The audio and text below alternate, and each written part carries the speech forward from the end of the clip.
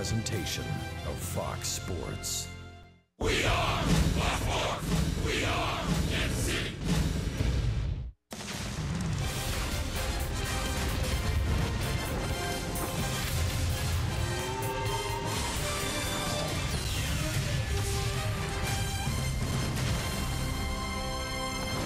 It was an absolutely gorgeous afternoon in the Pacific Northwest, where now we come to you from Safeco Field for Royals baseball. Tonight, Kansas City takes on the Seattle Mariners in the final game of this three-game series.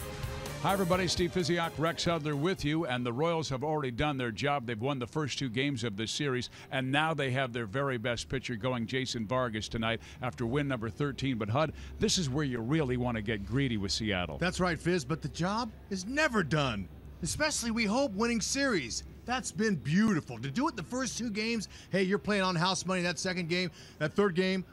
How about Dr. Vargy? What a good time for him to toe the slab, Fizz. He continues his greatness. It's going to be fun to watch. He has a winning streak, and we'll talk about that and facing his former club right after this.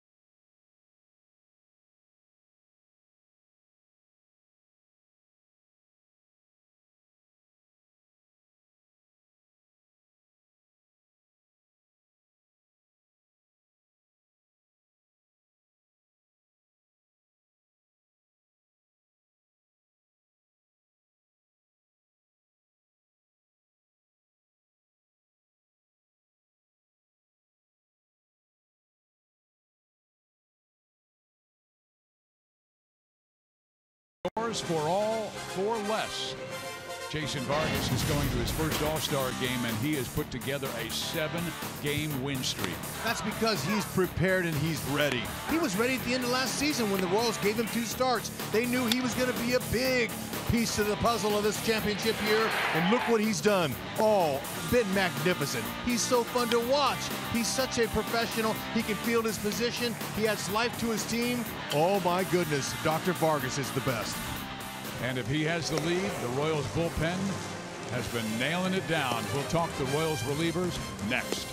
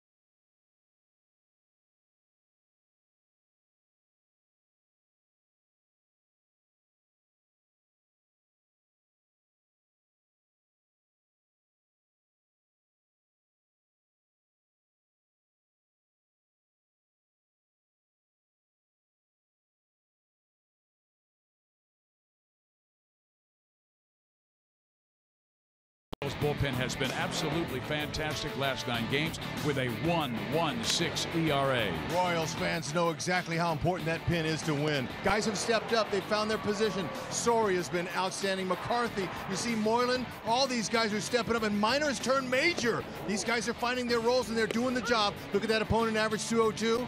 Don't get no better. The Royals have been strong. The Moose has been loose here in Seattle with home runs in back-to-back games. First pitch is next, Seattle and Kansas City.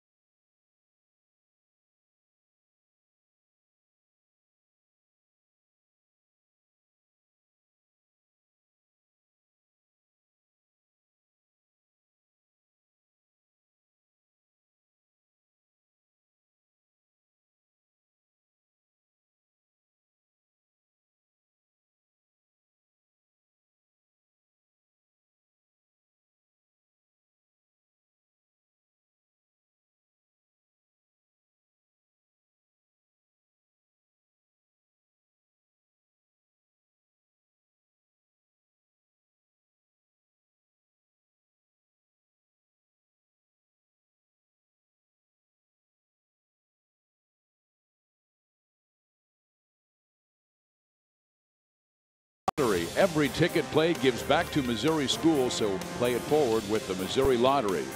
By Menards, save big money at Menards on all your home improvement needs.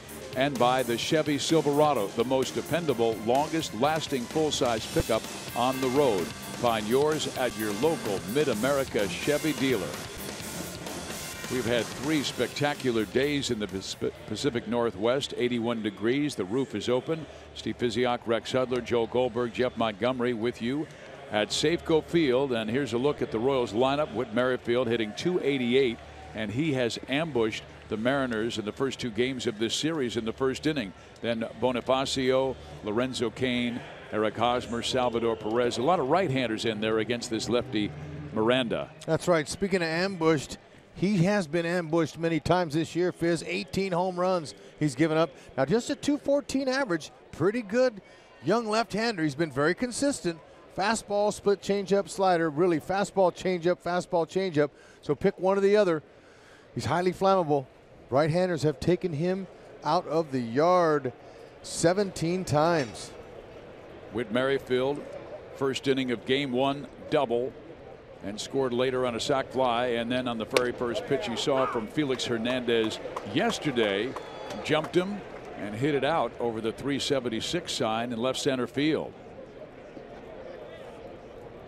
Miranda starts him with a fastball upstairs. Changeup, fastball, changeup. That's what they're going to get used to. And Whit slices one in the gap left center field, so he is 3 for 3 in this series in the first inning. Tell you now, this is the time when he's ripe. You want to get him early. The numbers say it. First innings can be an issue for Ariel Miranda. 7.94 ERA, 9 home runs, pilot to Bombardier. Now the Royals offense, they're mighty aggressive, and they're looking for the first pitch. And if they don't get it, they're looking for the second pitch, and so on. And the Royals have 3 right-handers before Eric Hosmer, a left-hander. I say that because 17 of the 18 home runs he's allowed this year have been by right-handed hitters, and Bonifacio with 11 this year. So no shock he's going after the first pitch. Get him before he gets you. That's the philosophy. Defensively, we're going to show you the M's.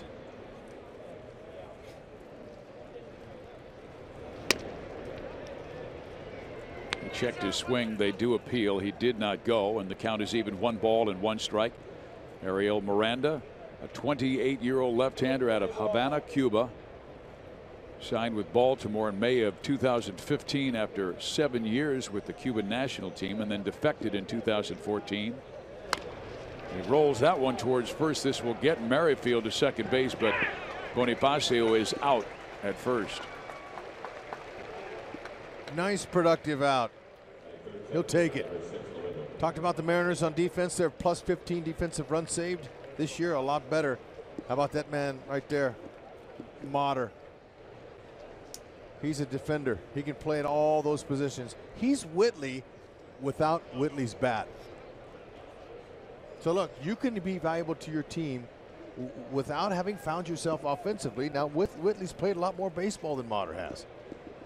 That kid has a chance. He's a good little player, but he ain't Whitley Merrifield.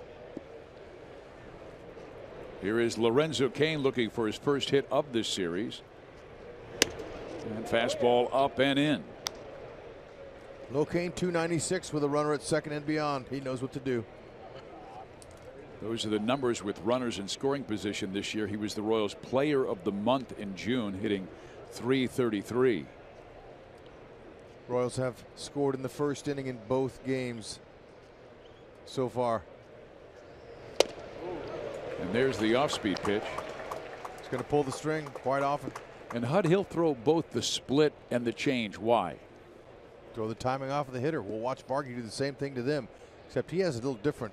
His split finger has a little bit more downward action into the righty and away to the lefty. That's a real disruptor of timing, that pitch. And he beat him on the heater right there, but fortunately fouled off.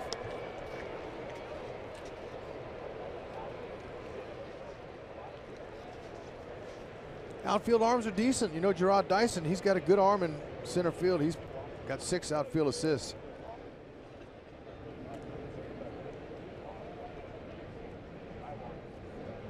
Haniger, Gamble, they throw pretty well. Haniger's shallow and right. That bounces in the dirt, and a great block by the catcher, Mike Zunino. And you notice how he slid right by Lorenzo Cain, who had his foothold in the right-hand batter's box. The right, whoever's in the box, the hitter, you have total right to that box. You don't have to move out of the way or not. Catcher's job to move around you. Zunino did a nice job there.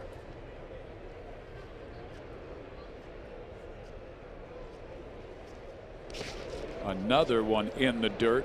See how Zunino went around him? The last pitch, he went in front of Locaine. This last pitch, he snuck around him, but didn't run through him. See? Watch this. Pretty nifty move around him right there. Well, that tells you Miranda is really struggling early in this game, getting a feel of that off-speed pitch.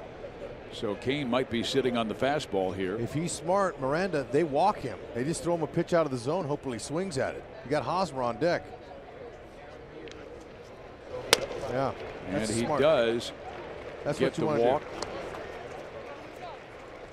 But Ariel Miranda last start was really good against the Angels. 7 innings, only 2 hits through 95 pitches. And good for him. That was the Angels. The Royals are the hottest team on the market right now. And talking with the Seattle staff, they said he really worked up and down with his fastball in that game, where he would have the Angels looking down and then all of a sudden zip that fastball at 95 miles an hour right around the letters and get a lot of pop-ups. Hosmer with 38 RBIs this year. And Haas raking lefties at 323, 2 homers. So the reason I would say probably a good idea to walk Cain was to set up the double play. got Hosmer, the lefty, up. Let's see, even though Hos has good numbers. Hos wants to try to shoot the ball the other way, keep him from rolling over his hands into the trap over there on right. 1 ball, 1 strike. This is the Royals' first look at Miranda. Eric with an 11-game hit streak.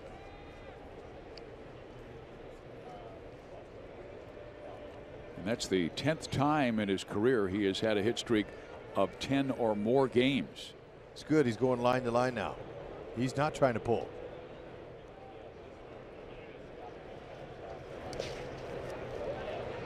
Now he's being selective. That's exactly what you want to do. He knows from watching King Felix and the rookie and opening day starter struggle early against the aggressive Royals. So the Royals, their offense is in the back of the mind of the opponents now. They're like, oh my gosh, I got to be careful. I can't be throwing them my heaters. They're going to jump me. So Haas being selective here. Hasn't taken a swing yet. He does now and rips it into center field. That will score Merrifield easily. Cain racing to third. They're going to send him home. And Cano drops the baseball and the Royals take a 2-0 lead. That's right. Aggressive hitting Royals. Hosmer waiting for his pitch, being selective on his 20th double of the season. He laced it. That's right. 2-1 fastball. You can't get no cheese by Haas up top. 93 stayed on top. And Lorenzo Cain said, I'm bringing the mail home. We got to get Vargy an early lead here. And when you pressure defenses, you see what happens. He dropped the ball. 2-0 Vargy. There you go.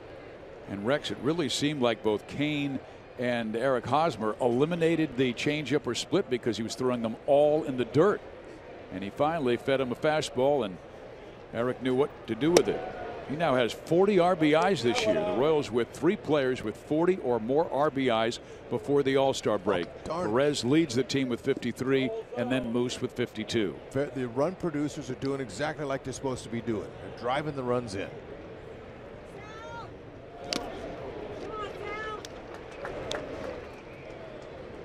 You get an early lead on the opponent that you beat down the first 2 games of the series, they're going, oh no, here they come again. Look what the Royals are doing. Now the Mariners, since June 2nd, they're a good offensive team. But good luck to them facing Vargy tonight, who carves up offenses. Royals are coming.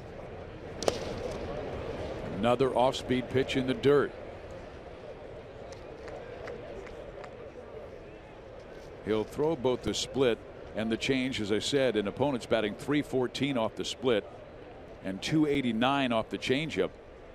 He's been actually toughest with his fastball, which really has late life. Opponents batting .215 off that pitch. And Salvi skies one in the air. Gerard Dyson makes the catch. Haas will not go. He's seen his arm before, and Dyson has a very strong and accurate arm for a little guy. Well, fans, we have asked you to vote for Moose, and the voting will end tomorrow, so go #vote Moose. Go to Royals.com/vote. He is already going to Miami because he's part of the home run derby, but would love to see Mike in that clash against the American League versus the National League. Royals would have 3 representatives. Mike has homered in each of the first 2 games of this series. In game 1, he smacked one off the scoreboard just below the Hit It Here Cafe.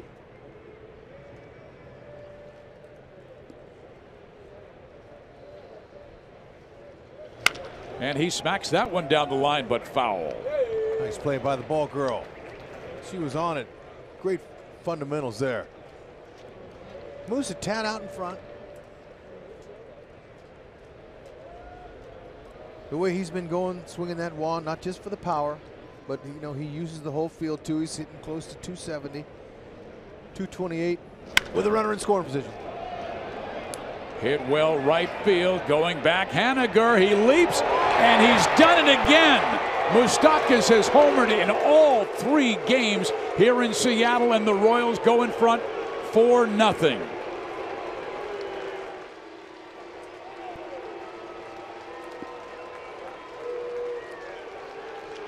The Moose continues to stay loose in the great Northwest.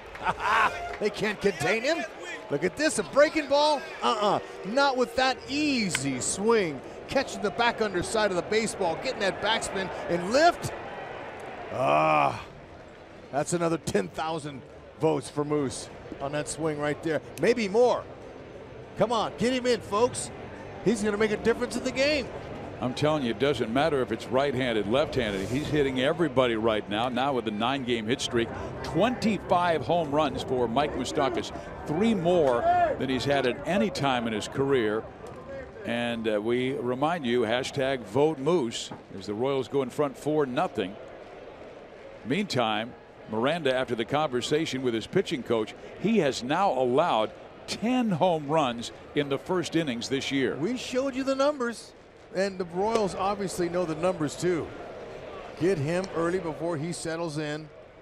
Put some self-doubt in there. That's right.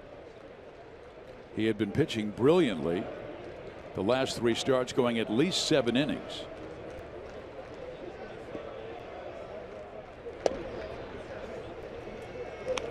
Misses down low and inside to Soler. Jorge, both of his home runs this year have come against left-handers.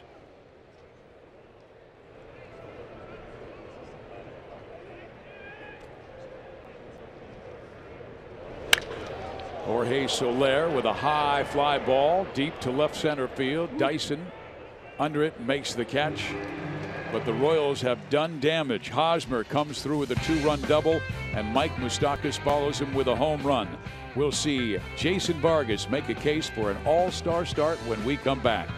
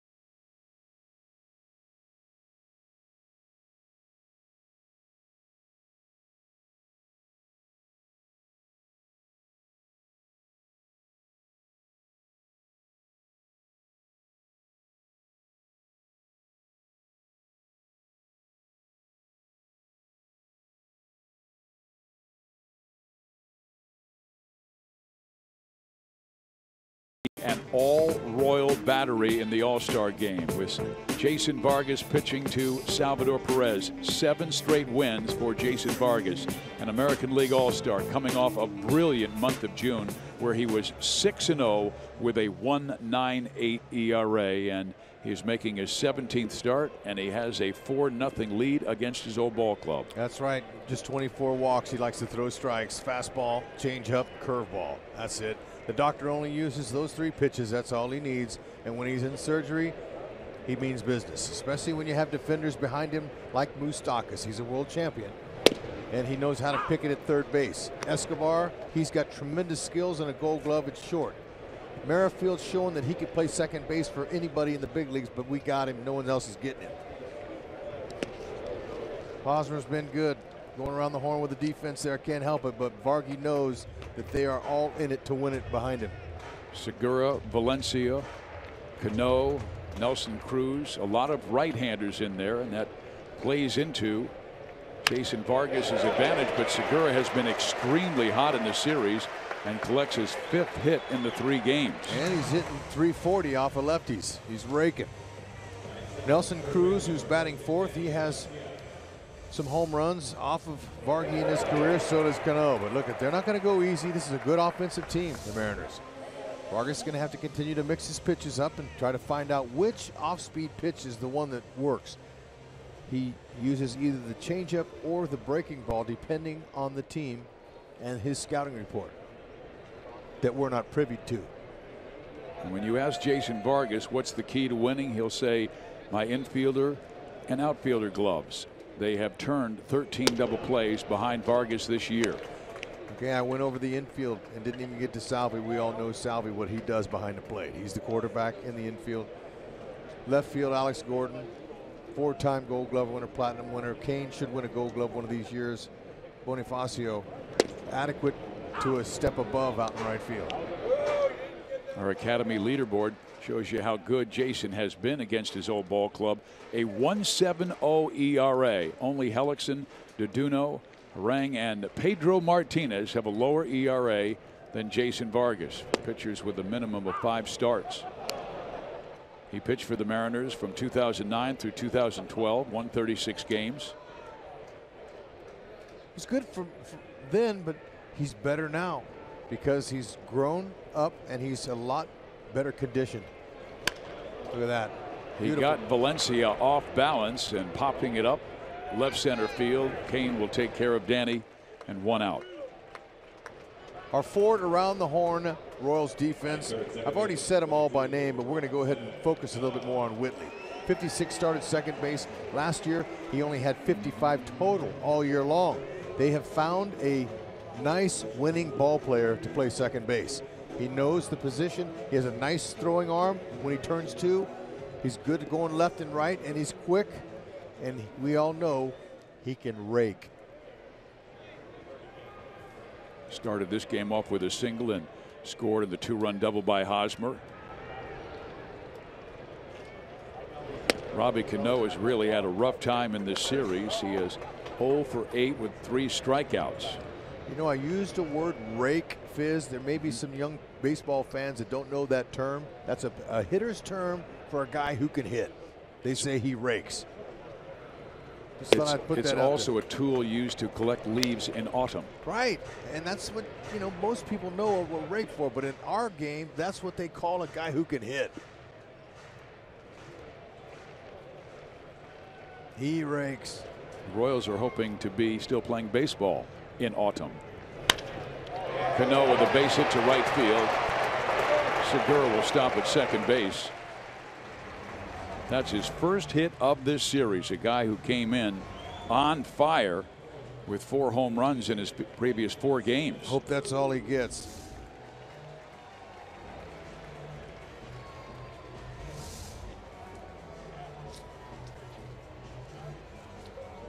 Now Nelson Cruz, who's been one of the great power hitters in our league the last few years, averaging 41 home runs per game last 3 seasons, whether with Baltimore or Seattle. But he missed game 1 because of a right knee problem. Didn't run well, even though he played yesterday and had a couple of hits. Perfect time to put him in the lane then with 1 out. Strike 1. 241 hitter in his career, 3 homers off of Vargy. Excuse me, 4 homers in his career off of Vargy. He bellies up on the plate. He looks for anything up. See how Vargy pitches him.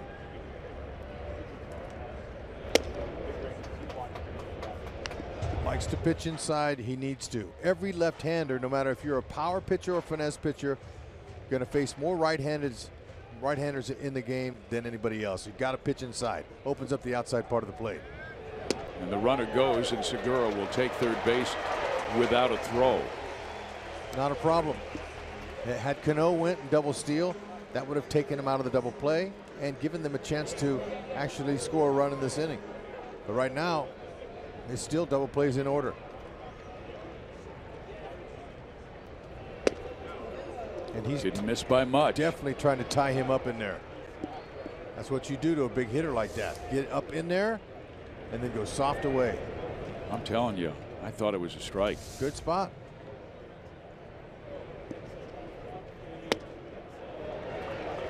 And Jim Wolf is a very good umpire. He's calling balls and strikes tonight. DJ Rayburn at first base, crew chief Sam Holbrook at second, Greg Gibson at third.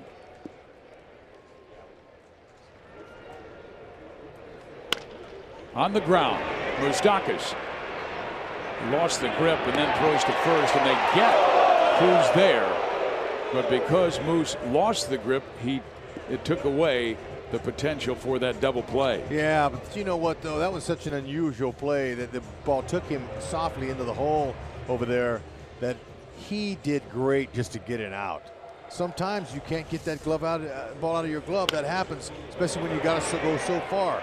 Okay, now he was able to regroup and kept the ball low and trusted the digging ability. See, he didn't have a grip, but he's able to get it out. Very nice. And Hosmer's amazing. He is. You know, that was a double hop right there. But he keeps that glove low. Yeah, and low to high. That's the whole key. RBI for Cruz. That's number 62 this year. Because if you start your glove up, it's too late to go down. That's why you go your first base, keep your glove on the ground, and then come up with a pick. Vargas has been much better against left-handers lately. He was really giving up almost a 400 batting average, but you see the last 4 starts, lefties just 1 for 23, and Scott Servais has penciled in 3 left-handers: Cano, Gamble, and Dyson. And Gamble punches one up the middle, and this will score the second run. So it's now a 4-2 ball game. Hey, now he's just looking for a pitch up. He was on the outer half, and he was able to reach out and touch it. Now let me see. Now Ben Gamble, he's hitting .333 with a runner in scoring position. You know, the .332 overall average he can hit.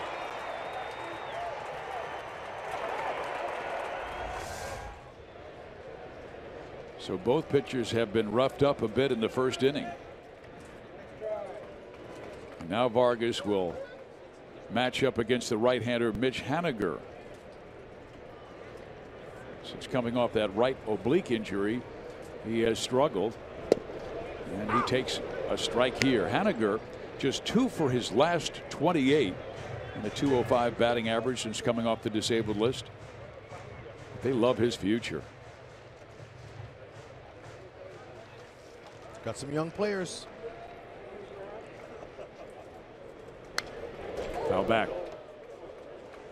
Just like the Minnesota Twins, we're talking about, you know, how Paul Molitor out there has got a couple of young players out there in key roles, and that's what you want.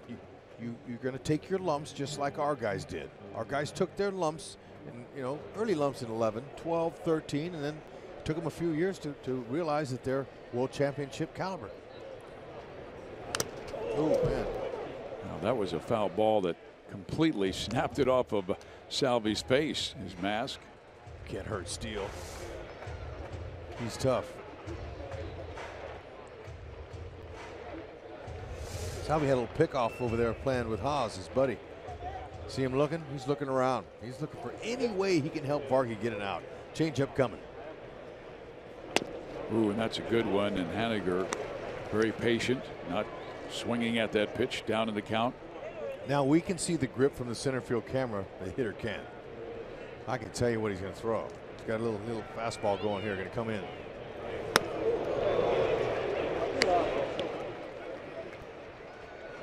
Vargas throwing a lot of pitches in this first inning. Next will be his 25th. Making him work.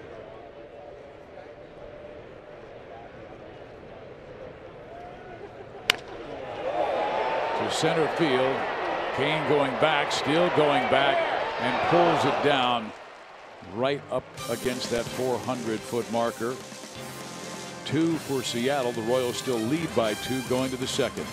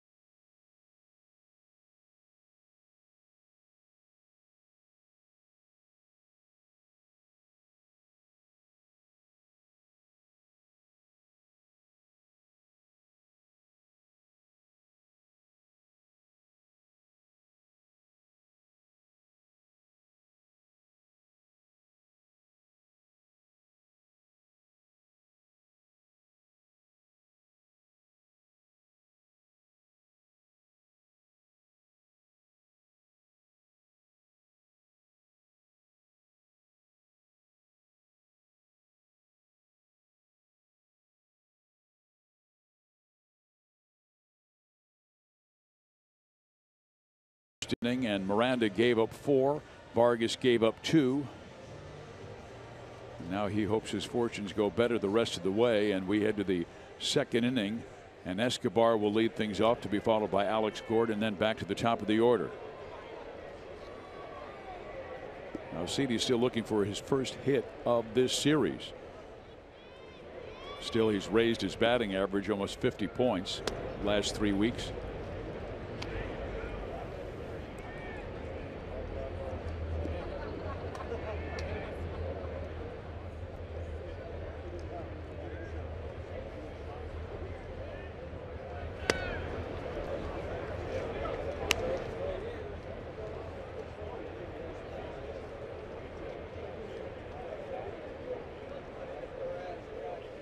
Royals won on Monday 3-1 and 7-3 last night. Escobar pops it up, foul territory, off with the mask, and now throwing it away is their catcher, Mike Zunino, and he has room to make the catch for out number 1. Let's go to Joel. All right, Fizz, thank you very much. Yesterday after the game and Danny Duffy made his return, he made it a point to talk about dedicating that start and that win to a young kid from his hometown who recently lost his life in a battle with leukemia. That young man's name was Noah Scott, and that's a kid that Danny had a chance to get to know, a teenager from Lompoc, California, who passed away last week. And you know, Danny talked about wanting to dedicate that game to him. He said that Noah brought the town of Lompoc together with his fight. It was a huge loss for the community, but also when he passed, a huge celebration for everyone to rally around. Danny was hoping to catch up with Noah when the Royals were in San Francisco on the last West Coast road trip. Noah wasn't doing great, and Danny, of course, was on the DL, but he said that Noah got such a big kick out of the World Baseball Classic because he's a huge Giants fan, huge fan of Buster Posey and Brandon Crawford, and so Danny was able to be teammates with those guys, and definitely thinking yesterday of Noah Scott. Yeah, and Joel, and Danny is such a man of service and always thinking about others and the work that he has done in the Kansas City community, but he loves his hometown of Lompoc in between LA and San Francisco, and our thoughts are with the Noah Scott family. And you know, Fizz, he just is the kind of guy that loves anywhere he is and anybody who's near him. The Royals have a lot of players like Danny. He's not the only one, but Alex Gordon does a lot for others, and especially when people are down and out. I mean, it's terrible when they lose their life over a disease that we can't control. We don't have any, you know, we haven't been able to find a cure, but when folks like him just keep doing stuff, one of these days we will find a cure. Raising money, raising awareness, scientific research to rid the world of dreaded disease. Here is Alex Gordon. He swings and misses at that off speed, and all of a sudden Miranda looks like he's got a better feel of that changeup that he's throwing, and also the split. Well, it's a little off-speed pitch, and you can see, I can tell by the way he's gripping it that he's got a couple different grips, the split finger, the changeup, but it has some downward action. Will we see one of those pitches more to right-handers and the other more to left-handers? He's going to throw them to equally to both sides of the plate. Fastball, change fastball. Fastball, change fastball. And the reason it's like that, keep the hitter off balance. That's how you get outs. But if you're a hitter and you wait on a certain one of those change or fastballs and you get it in your spot, that's when you punish it, like they did in the first inning.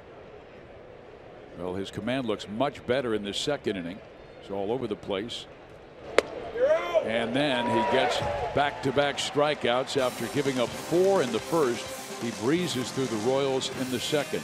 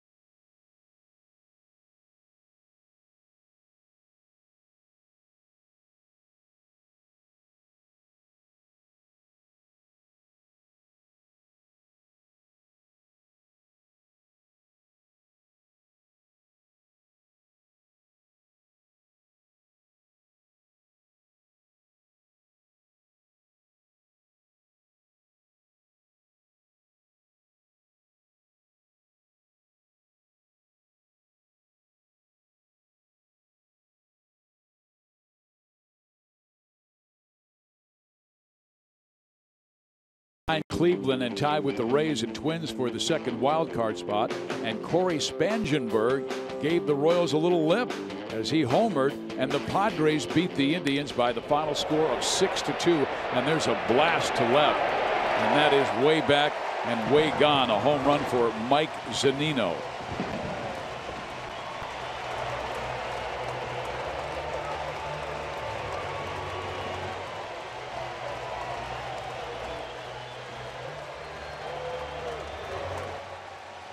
That's his 6th home run given up to a right-handed hitter this year. 9th overall. He was waiting for it.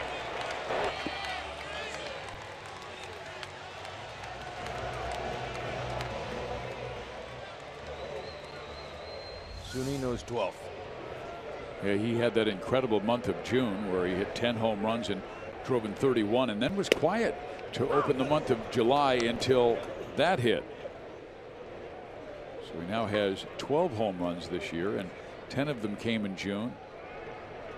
Now Vargas facing an old teammate, Gerard Dyson. 1 ball, 1 strike. Both Royals and Mariners, their hitters are hitting .251 as a team against left-handers.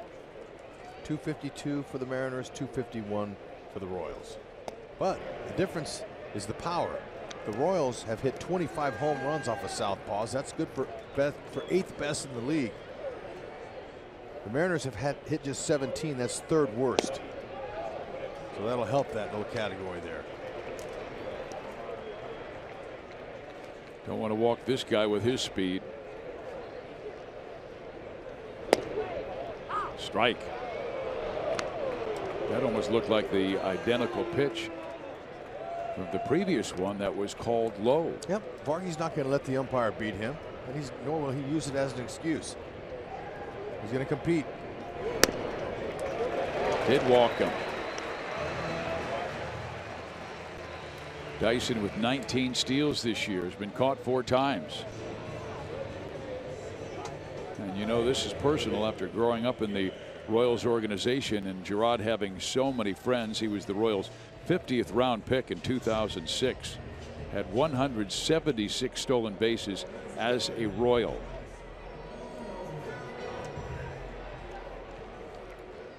Cameron Maybin leads the American League in steals with 24. Then Elvis Andrus of Texas with 20, and then Dyson. Gerard likes to go on the first pitch. This year he's picking his spots. Lauder knows that he's going to get a better chance to get a fastball with Dyson over there at first base. Dyson goes, pitch taken, throw by Sal, and Gerard is safe.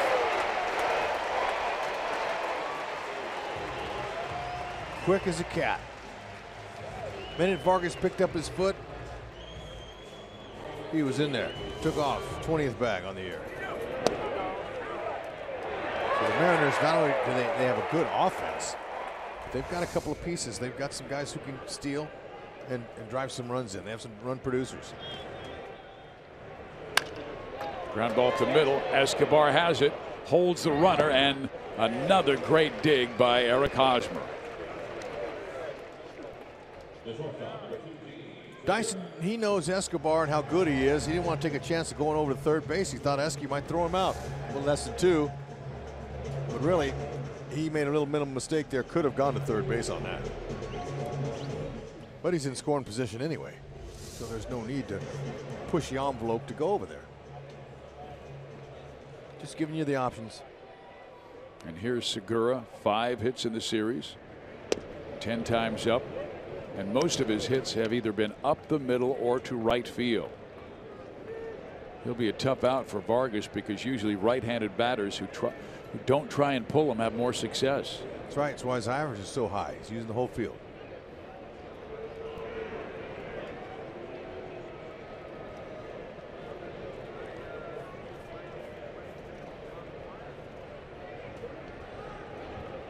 With Merrifield cheating over towards the bag. Strike.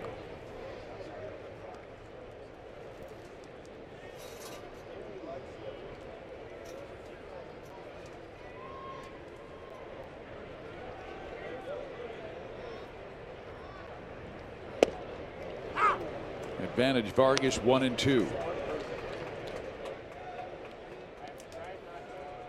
Hot in July.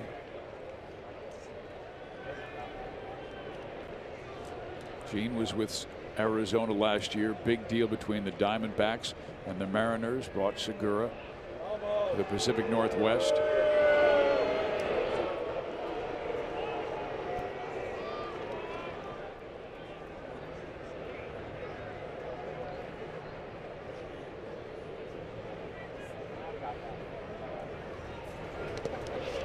And that will get Dyson now to third base. The tying run just 90 feet away. At one time the Royals had a 4-0 lead as they jumped all over Miranda in the first inning. Well, that was unfortunate right there. The mental mistake by Dyson by not advancing on that ball hit to his left. That was a break. In case Segura would have hit a fly ball there, wouldn't have been able to score. Now that wild pitch, that's going to get him over there less than 2 outs and a chance to score. And that is deep enough, and Cain still going back, and that ball's gone. Wow. That kept on carrying. And Jason Vargas, going to his first All-Star game, has given up 5 runs in the first 2 innings of this one.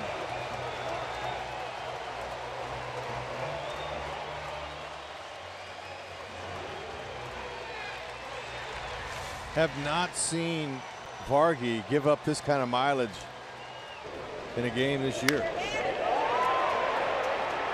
The ball just kept moving and moving on out. Lorenzo Cain ran out of room, and they're back in it. They were back in it last inning when they scored 2.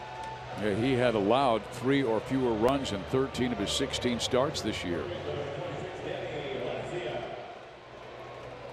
Mariners had to do it, didn't they? They had to get the lead now. Royals got something to shoot for. Prior to this, the toughest start for Vargas was way back on May 17th against the Yankees. He gave up 6 runs in 4 innings. Just wants to hold him down now the rest of the way if you can. Hey, look, you're not gonna deal every single time out there against big league hitters. They'll let you know. Royals with 25 come from behind wins this year out of their 43 wins. You develop a characteristic in your offense with all those comebacks, you're never out of any game.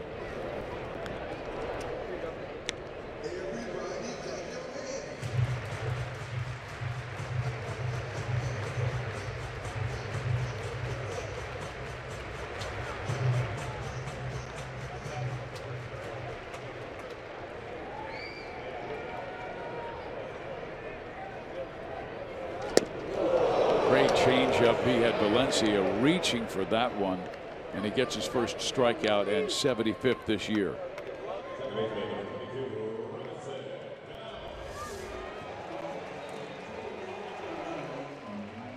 Yep, he's guessing.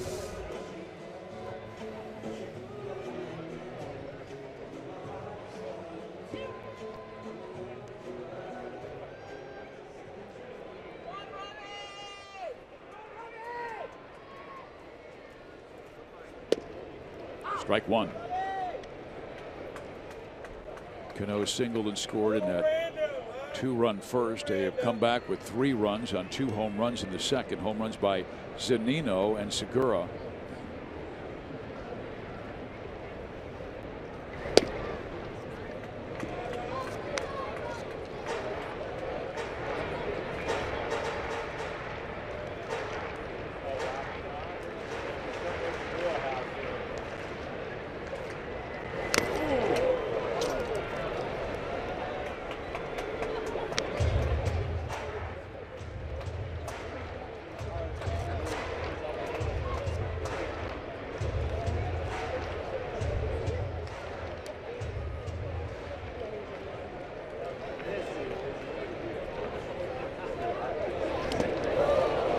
Gets him to chase a curveball that was in the dirt, but 3 runs off Vargas. We told you about the 2 home runs, and we head to the 3rd inning of play with the Mariners now leading 5-4.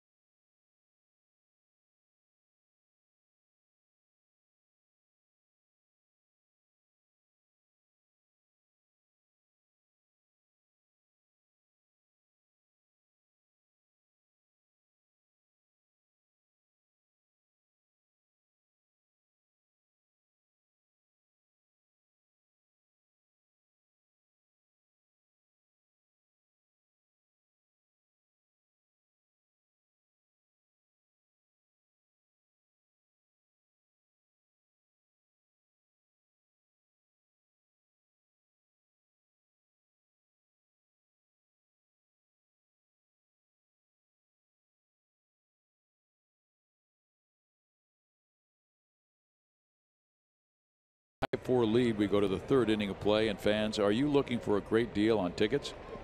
Well, now you've got the chance with Price Chopper Steal a Deal.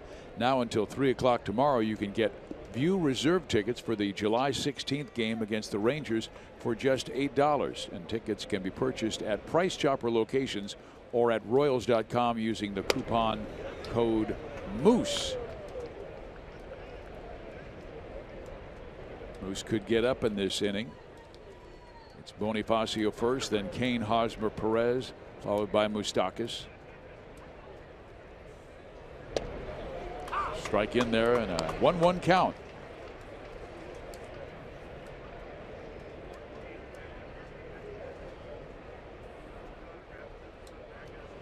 Ariel Miranda wasn't even expected to be part of their rotation when the season began. But he's recorded more wins than Felix Hernandez, Drew Smiley, Iwakuma, and Gallardo combined. 7 wins to their 6. Nice poise, good command. He's got a pretty good idea how to pitch or to have this kind of success this deep in the season.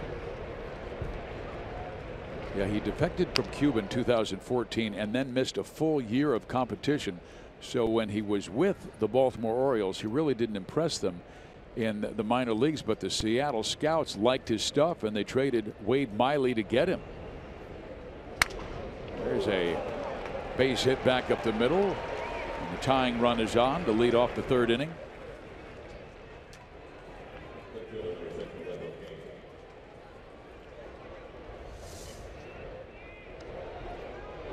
That's right, little 82 changeup he hit off the end of the bat, but he had it in the right direction there that Cano couldn't get to it.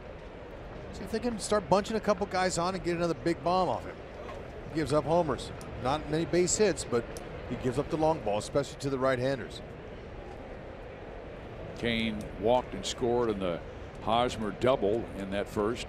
Heater, not overpowering. If he doesn't get in there, he's in trouble. Didn't quite get in there on that one, although he got in there enough to take his bat from it.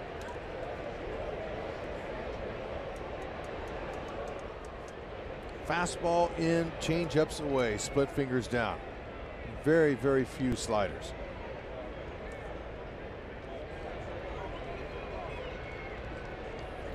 Cain talking to Haas. They're exchanging pleasantries and different objects to help him grip the bat. That's the rosin. Rosin kind of takes the sting out of some of the stickiness that's on that handle right now. You use that motor stick, it can get gunky, gets a little bit sticky on there, and put the rosin bag on there just right. Unaffected changeup. After the heater inside, that's what they like to do. Fastball, changeup. With 0-2, you're going to look for the heater, adjust to anything close, and put it in play.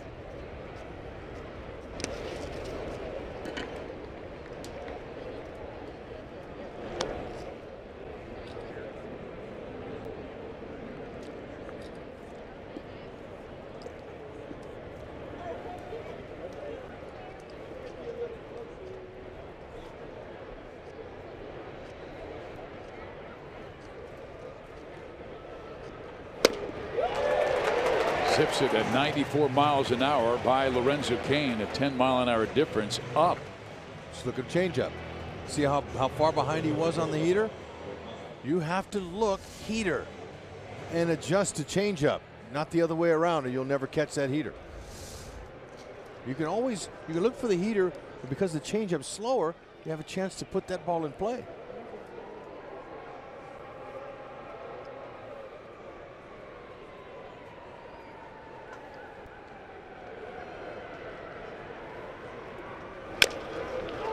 Hosmer with a chopper to first.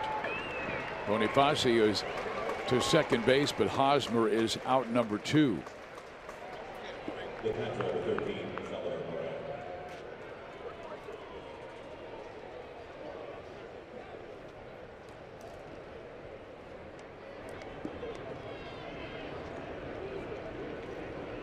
Salvi hit one deep to center field when Miranda was struggling with his command and flied out. But Mike Moustakas followed with a home run to right. Since that time, he's retired 6 of the next 7.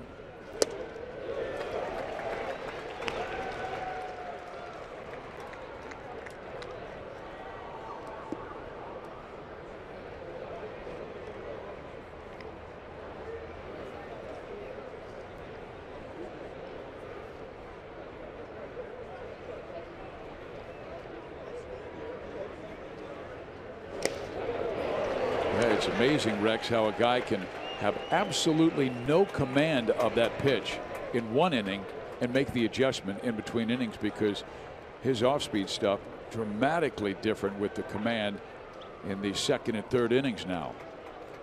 Yeah, I mean, his Zunino has helped him, but his Mel Stottlemyre, his pitching coach, they're close. He's been able to do a nice job with him, obviously helping him with the adjustments in this one.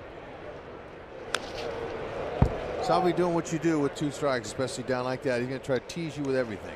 Got the little split finger he just swung at, change up, maybe some high heaters here.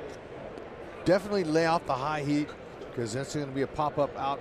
Salvi's a good bad ball hitter, so anything that he tries to sneak by him on the outer corners is really a good pitch for Salvi. Doesn't have to be down the middle. Yeah, there it was. Yep. It's a good pitch. But he got him to do what he wanted to do. Changeups early in that duel, and then the fastball up. And Miranda looks like he has found it in the 3rd inning, and we'll see Jason Vargas' 3rd inning when we come back.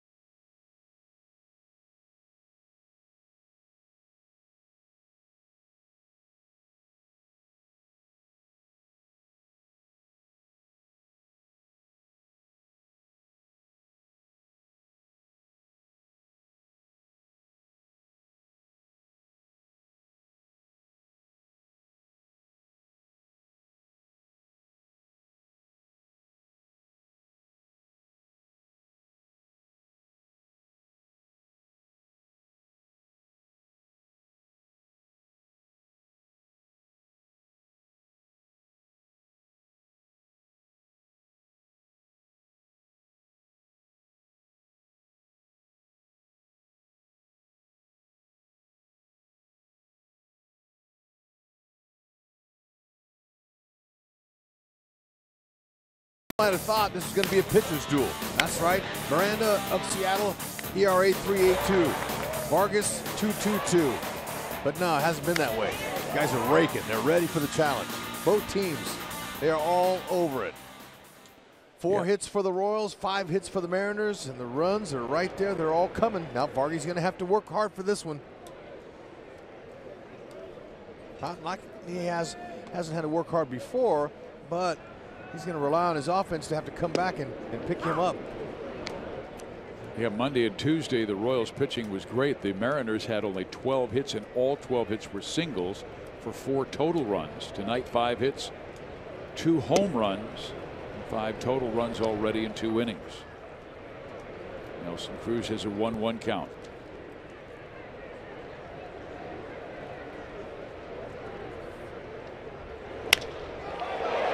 That is struck well. And Jason Vargas has given up 3 home runs in this game. That is the most he's given up in any one game this year. Yep, his old team, they're letting him know tonight. Saying, hey, look, we know you've been putting on a rock concert the whole first half of the season, but we're tired of reading about it. And we're tired of you guys beating us. First 2 was enough. So they're really taking it to him now. Any mistakes he's making, they're not missing. That's right center cut. And big strong guy like Cruz has already taken Vargas deep for the 4th time now. Make it 5.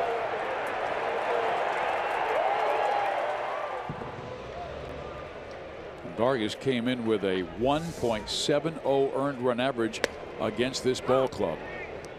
But that's what's crazy about the game. You never know. And Dave Island, he knows how good Vargas has been this year. 12-3 record coming in. First in wins in the American League, first in ERA. But the Mariners with a chip on their shoulder after losing the first 2 games 3-1 and 7-3. The ball popped up left side. Gordon comes racing in, and it drops for a hit. Gamble into second base with a double. He's 2 for 2.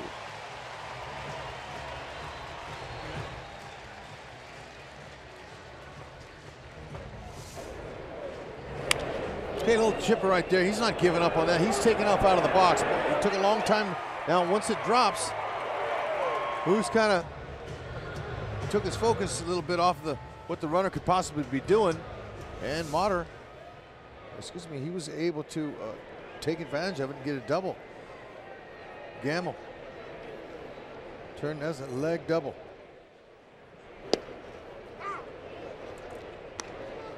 So this ties the most runs that Jason has given up this year. He gave up 6 to the Yankees back on May 17th.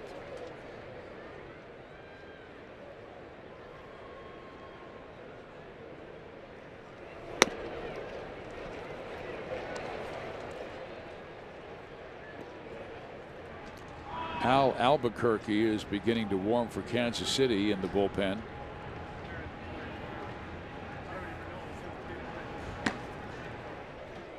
Royals will have tomorrow off. They'll be in Los Angeles to play the Dodgers Friday, Saturday, and Sunday. Or Sunday's going to be some kind of pitching matchup. Danny Duffy against Clayton Kershaw. In the dirt. Yep, they're all good, Fizz. I'm so looking forward to coming to the ballpark, and so are these players. When you win, and you're with the ball club like Kansas City, and they're having fun.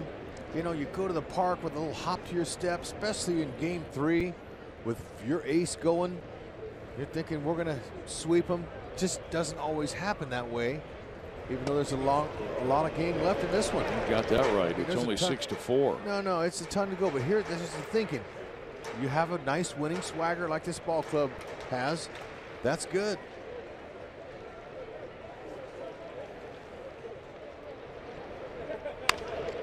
And that's punched to right field. Stays up for Bonifacio. And 1 out. Well, Nebraska Cornhusker fans, make sure to get your Husker Night theme ticket for July 15th when the Royals take on the Rangers. The first 7,500 fans through Gate A with this theme ticket will receive a limited edition Huskers branded cap. Join your fellow Huskers like Alex Gordon for an evening of Royals baseball. Make sure to purchase your ticket at Royals.com/theme tickets. Here's Zunino. Jumped on the first pitch he saw from Vargas and hammered it out.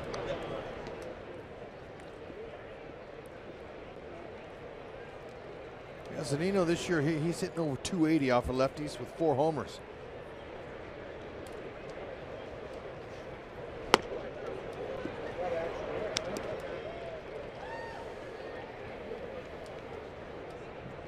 You don't have it every single start.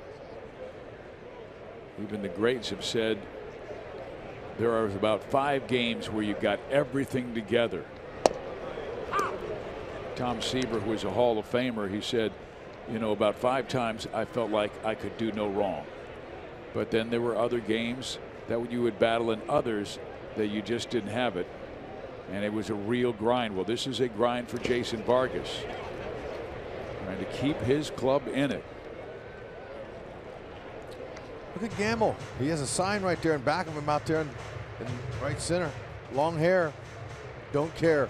That's right. As long as you can produce, managers don't care either unless you have team rules. Oh, yeah. Well, he's able to strike out Mike Zunino for the 2nd out. Now he needs Dyson to leave that runner stranded at second base. 3 strikeouts for Jason.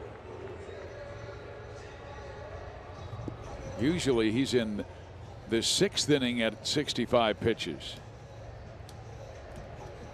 But he had a 25 pitch first, gave up 2 runs there. Threw a lot of pitches in the 2nd, including a walk to Dyson, who would steal 2nd and later score. Gerard hits one pretty well. Twisting around is Bonifacio, but he'll make the catch.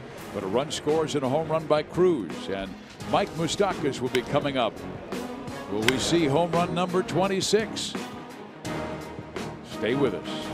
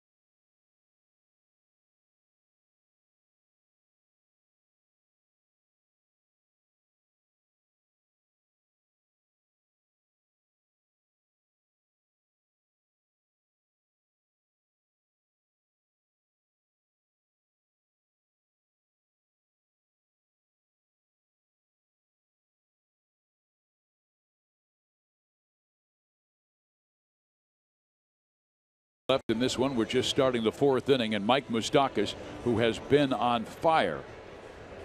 We again ask you, just go #VoteMoose or go to Royals.com/vote to get him into the All-Star game. He is extremely deserving. I mean, the leader in home runs is Aaron Judge, who went deep again today with his 29th. And as we check out the Kubota power stats, well, this series, Mike has gone deep in all 3 games and is on pace for 48 home runs, which would eclipse the Royals record by 12. Steve Balboni with 36. Bonesy's record is in trouble as long as Moose's health stays good. He was the Royals' 1st-round pick in 2007, 2nd overall after he had accepted a scholarship to USC. But you know, Mike has that football mentality. I remember reading about he was one of the top young high school quarterbacks, sophomore going into his junior year, and that's when he decided baseball only. But his dad was a former college football player. Mike tries to drop one into left field, but Motter goes over and makes the catch. And Hud, you know all about this growing up, and you were a marvelous athlete in Fresno. Mike, I remember, told me, he goes, I'd get in the car after going 4 for 5, and my dad would go, what happened that one time you got out? So I have to explain that. I mean, that is a tough mentality, but it brought out the competitive nature in Moose. Yeah, you know, whatever it takes. Jorge Soler hit the ball to deep center field his first time up. I can't give my kids that advice because I've played the game before up here and I know how hard it is. So I'm always going, hey, look, way to go. Good job. I've heard you on the phone talking to William and David. Yeah, man, you need to encourage Did you them. play hard? Did you have fun? That's right. That's all we want to do at this level here, with where they are. And this level's a lot different. Not a little, a lot. And Miranda, he's going after Soler up in that strike zone. And he's having success with it because of his secondary pitches. His changeup and split finger are good pitches. Keeps him off of it. Look at that. There it is. There's the change. So there's a reason why the kid came into this game doing so well. Miranda, 99 innings pitched coming into this game here. 78 hits, way under innings pitched. That's the one thing. And then he goes up with the fastball. If I see a young pitcher I've never seen before, I want to see his innings pitched. I want to see how many hits he's given up during that time. I want to see his strikeouts, his walks. It tells me a lot about the pitcher when your hits are under your innings pitched. It tells me you got good stuff, and the league's not handling you very well. It's got to have something. He almost hit Jorge in the back foot. He's got good tempo. Just keeping his team in the game here and working them. Executing his pitches. Thought this was going to be a pitcher's duel. Hadn't turned out that way. The 4 runs, the Royals all got them in the first inning off of Miranda. Wow. Yeah, he got him with the changeup. Oh, good spot. 4 strikeouts now for Ariel Miranda.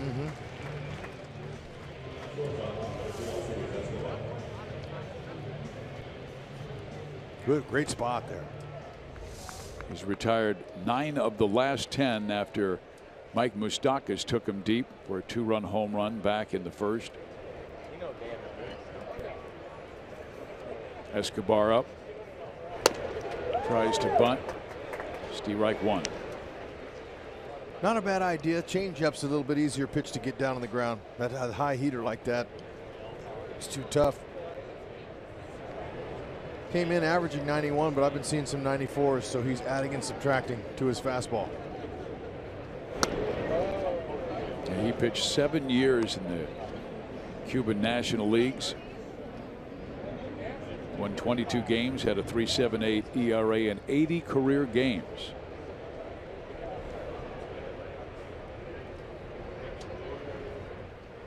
And then he zips it by Escobar for a 1-2 count.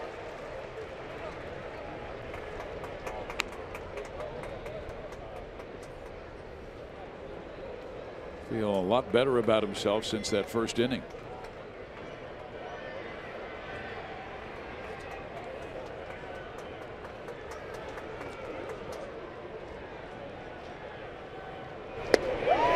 Changeup swung on and missed. 5 strikeouts for Miranda in his 4 innings of work.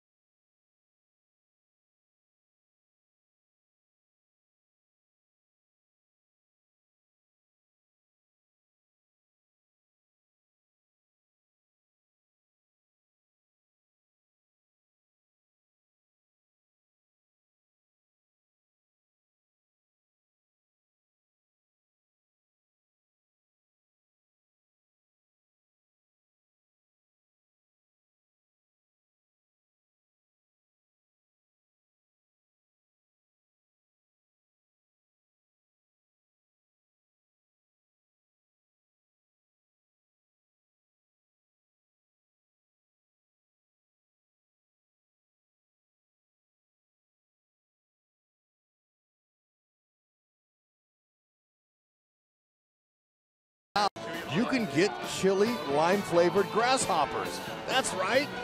Oh, what a delicacy. I had me a whole bunch of them yesterday. I loved them. They're fantastic. Look at them, crunchy going in. That's right. No, ma'am, sorry.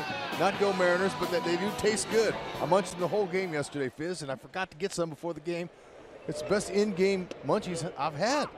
Yeah, that was the good news. The bad news, by the 7th inning, you had a really bad case of hepatosis.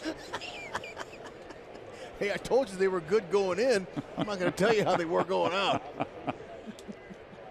Here's the pitch by Vargas. He rolls it to Hosmer. And there's one out. A lot better tasting than June bugs, too. Let's move on.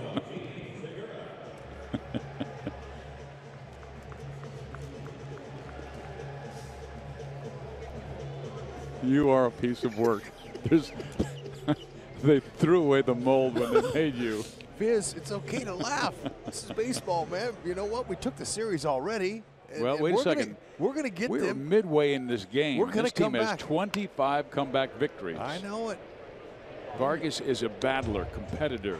Preaching That's to the what choir. I've always enjoyed about watching him pitch. And if it's not him, it's somebody else in that pen to win. They've been really good out there. So we got a lot of entertainment left in this one.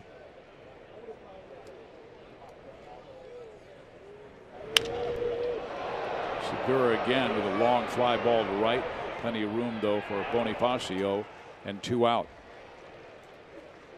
That's what I've always appreciated about some of the great pitchers. Jason Vargas' fastball averages 85, 86, and that's about a good 6-7 miles an hour under the league average. So you learn to compete. Now he's got 3 quality pitches that he commands, but a lot of it is his heart, his desire to keep his club in the game. Without a question. And you know, the Royals did something good for him last season by letting him have those 2 starts. I'm telling you, that made a world of difference. You're not just going to give starts away at the end of a season. If you're not in contention, like the Royals were not last year, they're not going to just give starts away. They'll go to a young kid and let him get his feet wet. Somebody who they think is going to be prominent for them in the future. They're not going to give Vargas the at-bats or the starts if they didn't think he was going to be a big deal. So that gave him confidence. And that's a 6-pitch inning for Jason Vargas. He just wants to keep his club in the game. And Alex Gordon will lead things off in the 5th when we come back.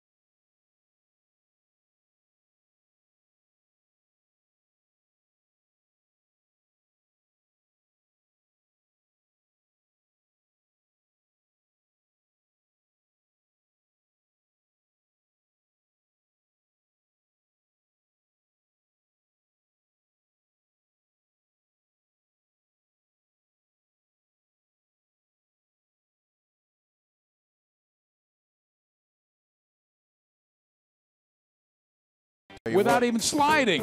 What's been impressive is they're winning without Mike Trout. And Mike Scioscia just pulled off that double steal. Pretty good move. But more importantly, the Royals, if they can come back and win this game, they would move to within a half game of first place Cleveland, who also lost today 6-2 to San Diego. Now I'm going to say easy and steady as she goes. There's no urgency right now to be in first place. Okay, the team's going good and they're winning their games, and that's important. But look, it's you know, there's got a ton of baseball left. The whole second half. They've got themselves. They dug themselves out of the hole, and now they're looking forward to it, moving forward. The Royals facing a pitching staff that has allowed the most home runs in the American League this year with 130.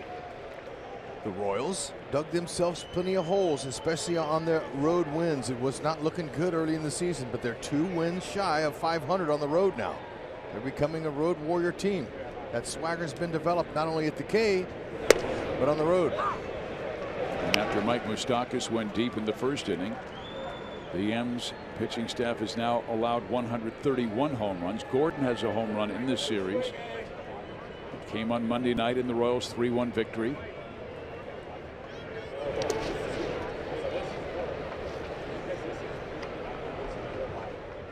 Seattle was playing some very good baseball in June, but they had stumbled here in late June and early July, losing 7 of their last 9. Scott Service, their skipper, who helped the team to 86-76 record last year, finished second to the Texas Rangers, but they have gone 15 years without a postseason appearance.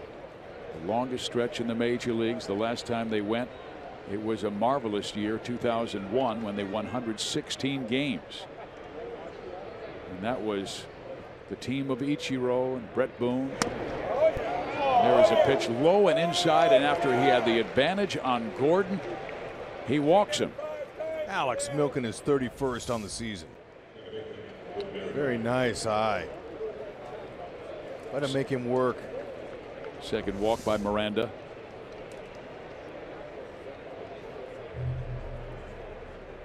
He's now at 71 pitches, the most he's thrown this year, 105. That was back on June 4th, his complete game against Tampa Bay.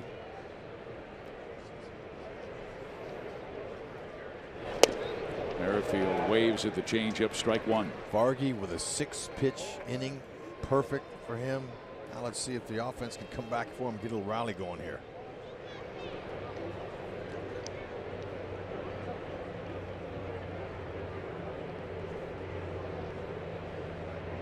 And to tell you how important pitching is, that year in 2001, Hud, when they won 116 games, the Mariners led the league in batting, fielding, and pitching. And they won the first round. They got to the ALCS, but they met Roger Clemens and Andy Pettitte, and they only hit .211 and lost in 4 games. How about? Good pitching can shut you down in a heartbeat in postseason. Couldn't the Royals, because of their frenzy style offense, and they're putting the ball in play, pressured the defenses, and they couldn't contain them. It's too much pressure. Whitley down 0-2. Gonna have to be a little bit protective up there.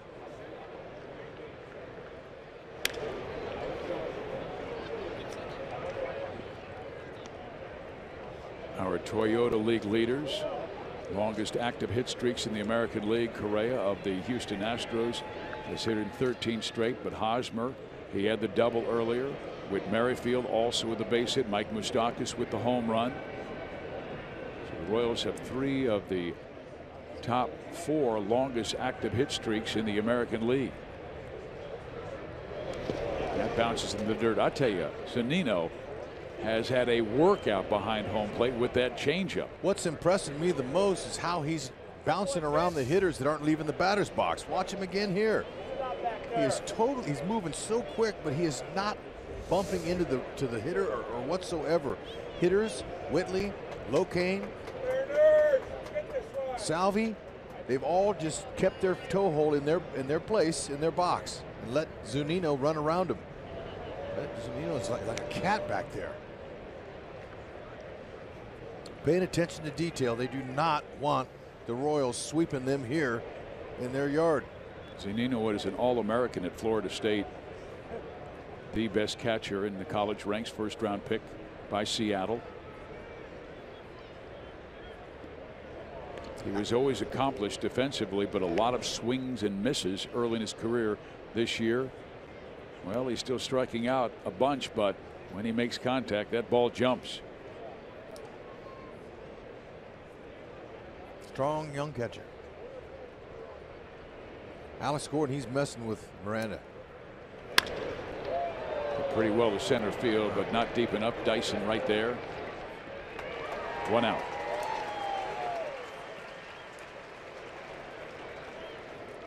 High fastball. That's been his pitch so far in this one. Coming back.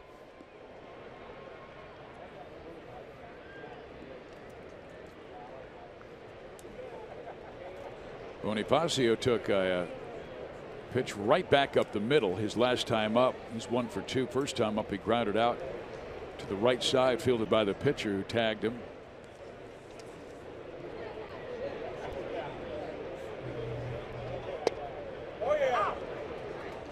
It's been 32 at bats since Bonifacio last hit a home run. That was against a left-hander, Francisco Liriano of Toronto, back on June 25th.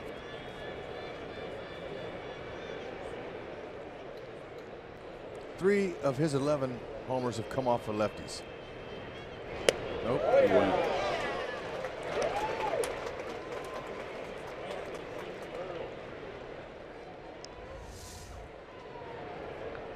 When you're taking swings like that, you're not seeing the ball very well. And it's not just Bonifacio. Miranda gets a lot of credit on that.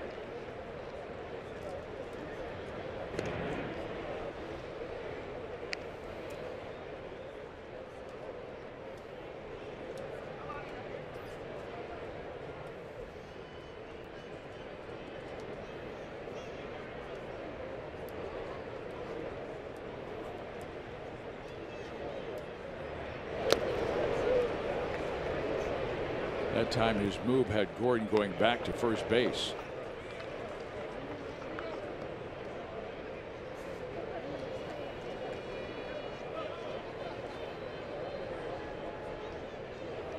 Royals scored all 4 of their runs in the first.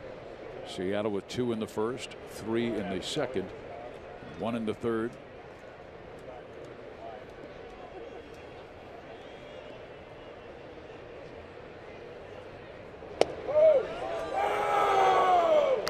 Awfully close. Glad some fans at the back of the screen near our microphone are having fun, but that's off the plate.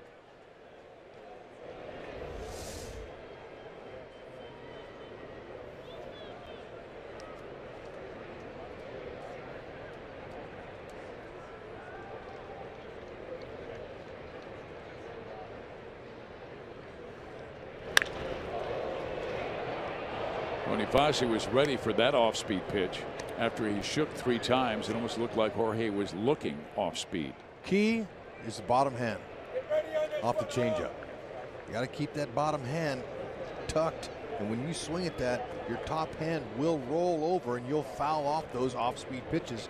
If it's a changeup that's out over the plate, the bottom hand is going to keep it fair. Gordon back in time.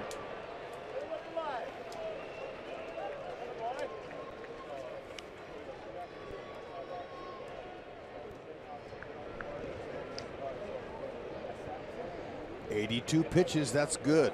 Right now at this point, Royals in the game totally know that they can bounce back in a couple of ABs. They can get back in it, but get him out of the game. He's been too good. And then he's able to strike him out on a fastball, so that's 6 strikeouts for Miranda tonight. You have to get him out. Already missed those July 4th fireworks, fans? Well, the Royals have you covered every Friday home game at the K through August with Buck Night and fireworks. All the hot dogs and peanuts you want with Buck Night. And then finish the evening with fireworks. Get your tickets at Royals.com or call 1-800-6-ROYALS. Here is Cain. Looking for his first hit of this series, 0 for 9. But he walked and scored on the 2-run double by Hosmer in the first.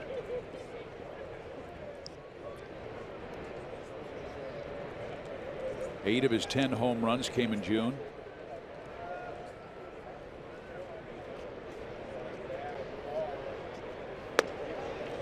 Lorenzo was a monster against left-handed pitching last year, hitting well over 350, but this year right around 180. Hadn't been as aggressive against the lefties this year. He's usually firing early. He's been getting behind in a lot of counts against lefties, just like he is now here. Ooh, just missed. Good spot to miss, huh?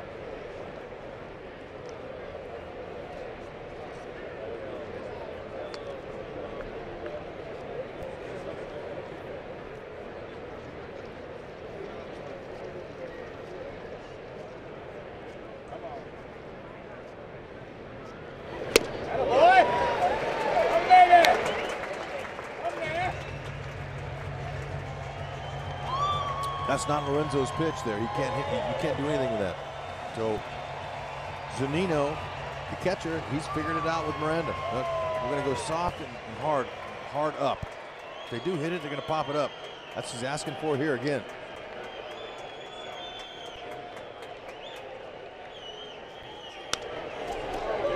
And that's the best you can do with it without getting out. Just fouling it straight back. And then here comes the old split finger down over the changeup. See him holding it like that? He's just digging it in his glove. Puts it in his grip right there. He's got it behind his back. And that way when he chooses to throw that pitch, he doesn't have to change his glove format at all. Doesn't have to move his fingers around. Hitters see that.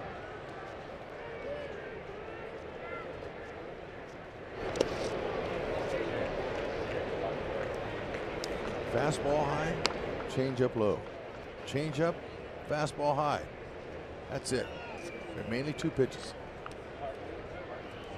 See how he's pushing it in there? He's getting that split finger grip.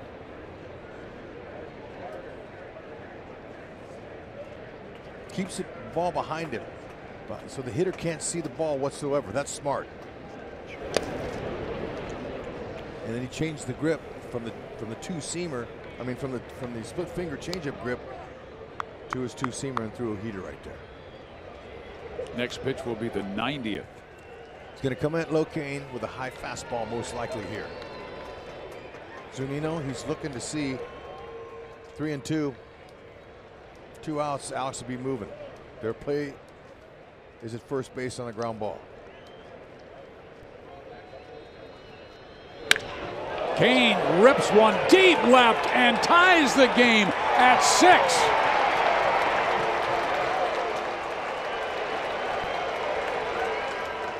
Looking for the heater, and when you're not above the belt like you want it, it's in the wheelhouse, and Cain was showing the Cain lean back. Hadn't seen it in a while. Telling his boys, hey boys, come on now, let's jump on. Here it comes. Oh, look at that lean back. Oh, baby. Oh, my goodness gracious alive. That's a good feeling, Fizz. Tattered and battered. That ball was not walking. Yeah, Cain says hadn't seen the lean back in a while here. We got to get back on the board. He did. First home run in 17 games for Lorenzo Cain. That's right. He had that stretch where he had 8 in like 13 games in early June. Quiet since, but ties the game here in the 5th inning. Yeah. There is no quit in this team. Miranda has now given up 18 home runs to right-handed batters. 18 of his 20 home runs to the right-handers. Oh, baby. That felt good for Cain. Touch out. And that was like skipping across the lake with that lacing line drive that skipped off a few hands down the left field side. Escobar mimicking Cain's lean back. Speaking of lakes, had a great fireworks show at Lake Union last night here, right real close to downtown Seattle, Fizz. Pretty nice. Royals want to have some more fireworks tonight.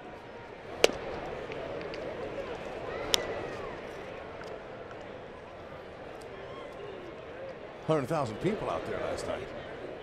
Pretty fun. Happy 4th. More fireworks? Welcome right here. Ooh, Zunino, nice pick. Of course, there's nobody on base. And all of a sudden, the bullpen gets busy. Zick is warming for the Mariners, and it's a bullpen that has a 4.42 ERA. They have had their share of troubles this year.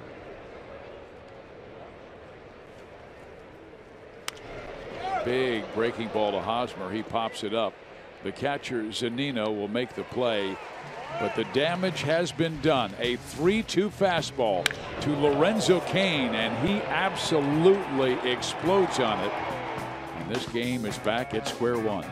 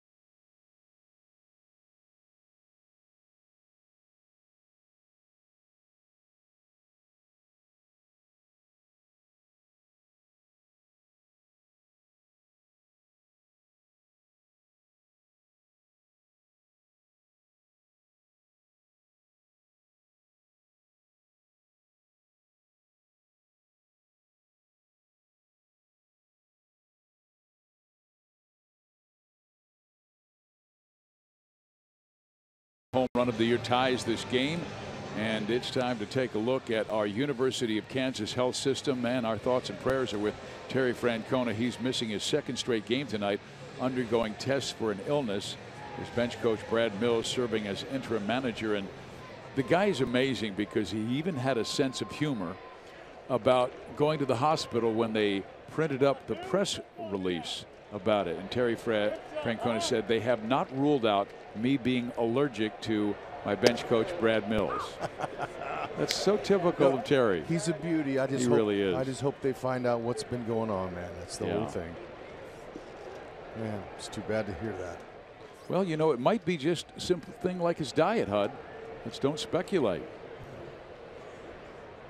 And there is a breaking ball down low. I bet if he eats some of their grasshoppers they sell out at Edgar's out there here in this ballpark, it might make him feel better. Or it make him feel worse. No, I'm going to have to bring him a little box of them. Cano, the batter, he is 1 for 2, now 1 for 10 in the series.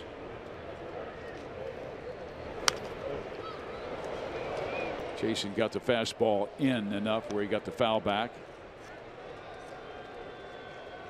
Royals had the early jump, but Seattle came back with 2 in the first, 3 in the second, 1 in the third, and then Cain went deep. Well, look, they had 2 in the sixth. They must can see ahead. They know we're not done. I like it.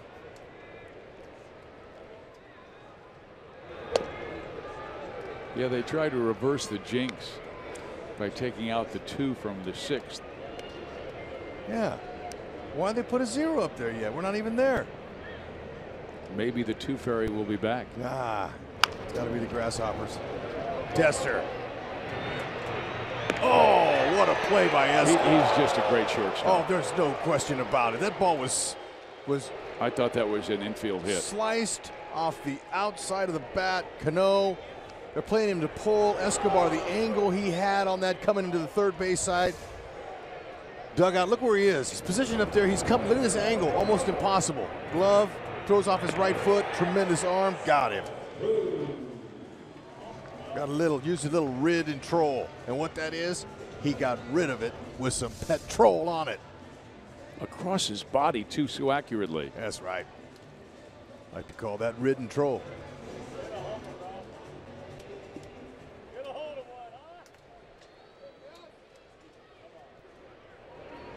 Cruz, 2 productive at bats. A ground out that drove in a run, and then the home run, his 15th this year. There's a purpose pitch. How about that, baby? Hey, don't get comfortable on me in there. Like that. All-star versus all-star. They will be teammates next week. But Nelson goes deep to left field and off the wall. Gordon with a great throw to second base, but Nelson gets there. Not in time. What a great dive by Merrifield. Oh. Gordon's throw a little offline. How dare you? Nelson Cruz said, throw me up around some chin music. You just come back down in there, I'll bust you again. He did. It was really close from going out of the ballpark. 2 feet more, it had been out on the line.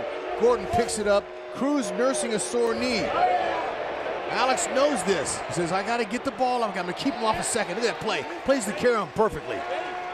Whitley diving in there. Yes. Boy, you can't beat this defense. Kansas City Royals, the best defensive team percentage-wise, continuing to help their ace Vargas. Well, what they're going to do is they're going to challenge and take a look at it. So we'll try and get as many angles as we can to give our fans a look at Merrifield's dive. Sam Holbrook, he was right on top of the play. I mean, he was standing right over the base. But that's one of the most impressive things during this winning 17 of their last 23 stretch. The Royals don't beat themselves, and when an opponent makes a mistake, boy, they jump all over it. And then Vargy, you know, like he backed him off the plate, and Cruz said, hey, look, I'll bust you if you come in there, man. That ball was, I can't believe it didn't put a hole in the wall. Whitley going right to that foot. Ooh, man, I don't know. I don't either. Still a heck of a play here. I mean, you got to give it up to Alex Gordon. Now that ball, it caromed. It didn't just hit the wall and die. It kicked to the center field side. Alex had to run 10 more feet to pick it up.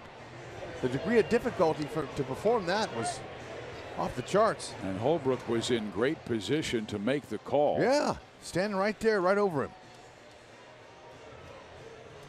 This is a big moment in the ball game here in the 5th inning. At least there was nobody on base.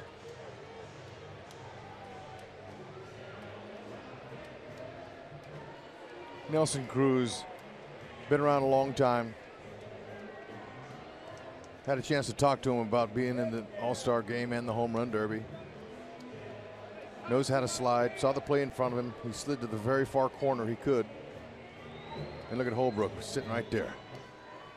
Yeah, you wonder if Witt was able to get the tip of his glove on the tip of the toe to Nelson Cruz before he was able to get to the bag. Taking a long time on this one.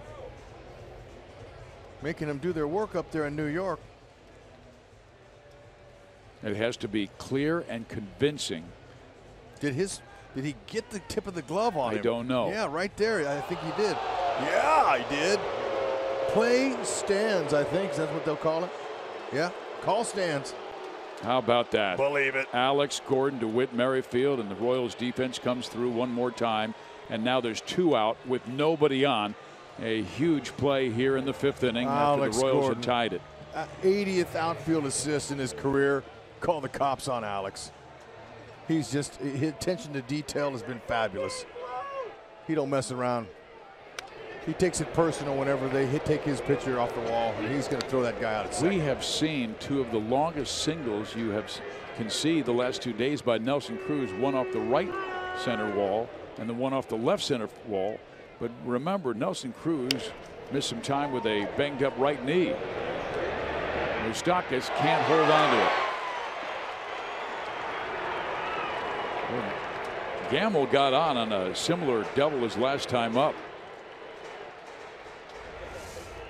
Moose had a good target on it. He knew he overran it just a tad. Hit him in the heel of the glove, and the wrist.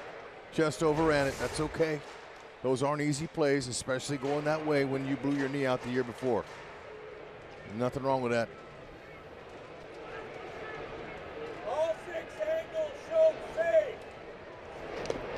Breaking ball swung on and missed.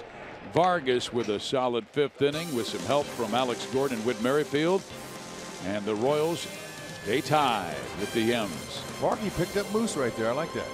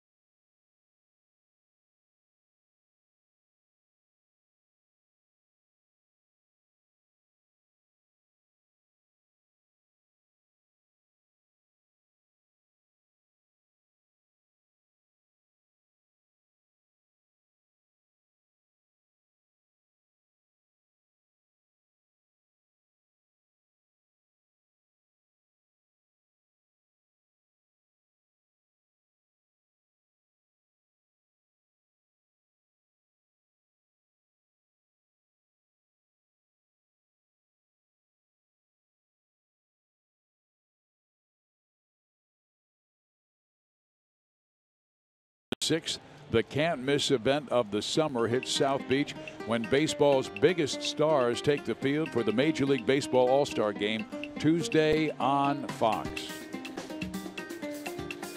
Our Chevy call to the bullpen, Tony Zych. This is a guy who was injured much of the offseason because of shoulder surgery, but Zych in there and has been solid with a 2.5 ERA. Just 28 games now. Yeah, 226 opponent average, 18 strikeouts in 23 2/3. He's not a big strikeout pitcher, although he has a nice fastball. Mid-90s. Slider, split finger. 6'3", 190 pounds. 26 years young.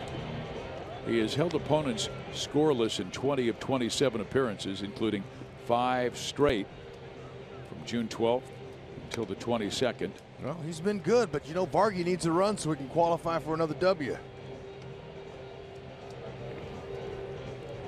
Jorge Soler talking with Dale Swaim about what Zych has. They're looking at the book and the iPad of knowledge. Seeing what Tony Zych has.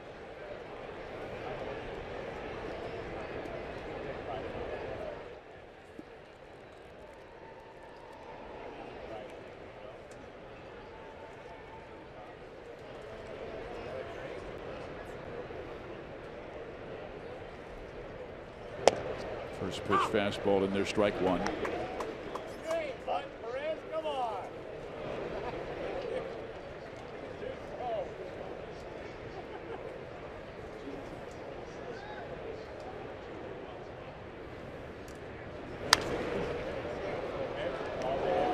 Hey now, watch out up there in the upper deck.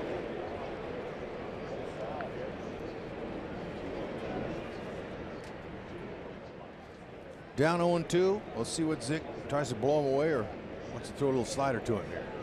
82 to 84 mile-an-hour slider. That breaking ball in the outside corner that Perez was able to flip foul. This, of course, is our Sonic Slam inning. Our contestant is Melissa Smith from Belton, Missouri. If the Royals hit a home run out of the park in this inning, Melissa gets $400, but if the Royals hit a grand slam out of the park, Melissa, you get 25 grand. Oh man, 400 is not too shabby, and it's a very good possibility. Salvi, he's getting closer and closer off Zych. Moose on deck.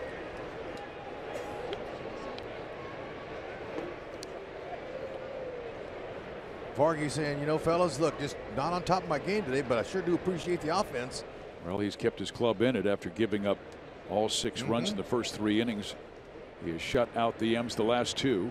And that one was barely fouled into the glove, and unable to hold on to it was Zunino. So Salvi is still alive. Just barely ticket too, and that's beautiful too. That could give him a shot at another hit here.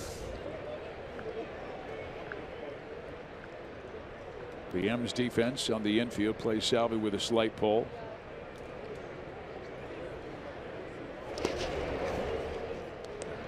There you go.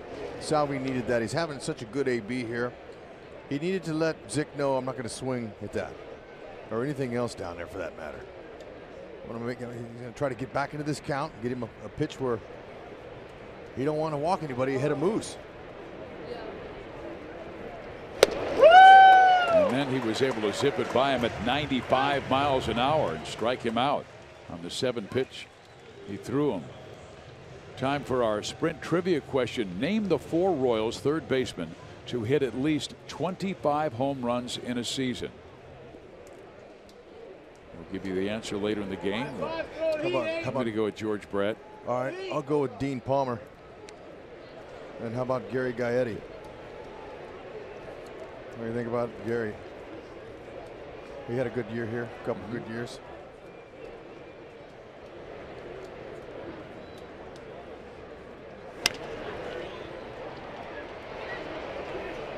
So while we're on the subject, why don't we just vote Moose some more votes right now while you're listening?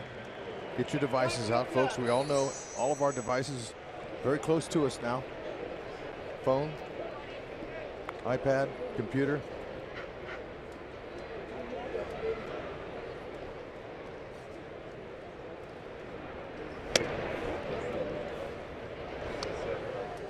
Boy, he has some life on his fastball, 97 miles an hour, and this is a guy who underwent right shoulder biceps tendon transfer last October.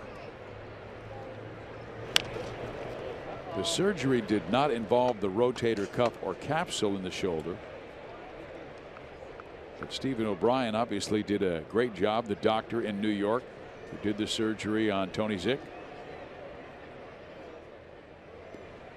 Where you come back from any kind of surgery in your arm and you're throwing 95, 96, 97 miles an hour. We're hoping that there's a Moose crossing again. Mike slaps it foul. Love how Moose is attacking though. He's looking. That top hand is right there, man. That's right, sir. There's a huge Moose crossing. And he's about ready to cross down into LA, where there'll be a lot of Moose calls there, believe that. Oh, Mike with a rope to left field. But right there is Gamble. He's a former center fielder, and they really like his defense. Oh, I really like that swing. Moose was all over this. A high breaking ball, and he Tommy hawked it nicely. Gamble made that look easy. It wasn't.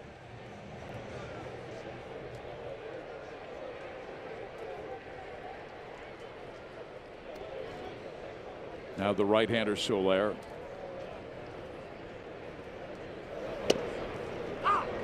Royals as a team now with 104 home runs. We're just at the 84 game mark. They've hit 2 in each of the first 3 games of this series. Off-speed pitch down. Left-hander Alexander starts to warm in the Kansas City pen. Vargas had 3 taxing innings in the first, second, and third.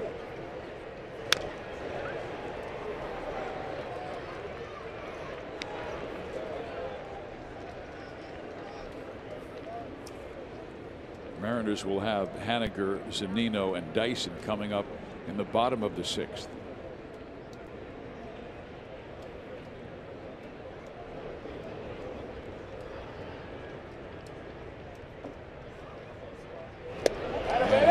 At the off speed and strikes out. So an excellent job by Zick in the top of the 6th.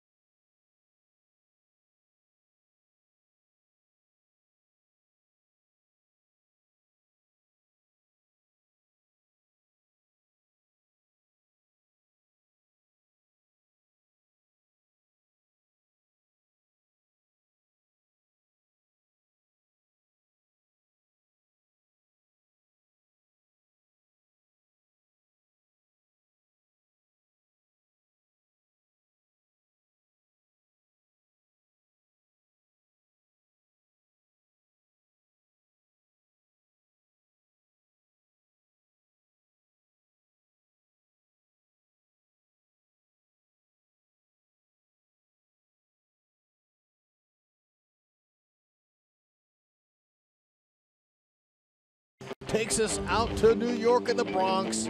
Oh, whenever you tie Joe D in anything, you're great. Aaron Judge, here he comes. Comes the Judge. 29th home run. Can't contain him.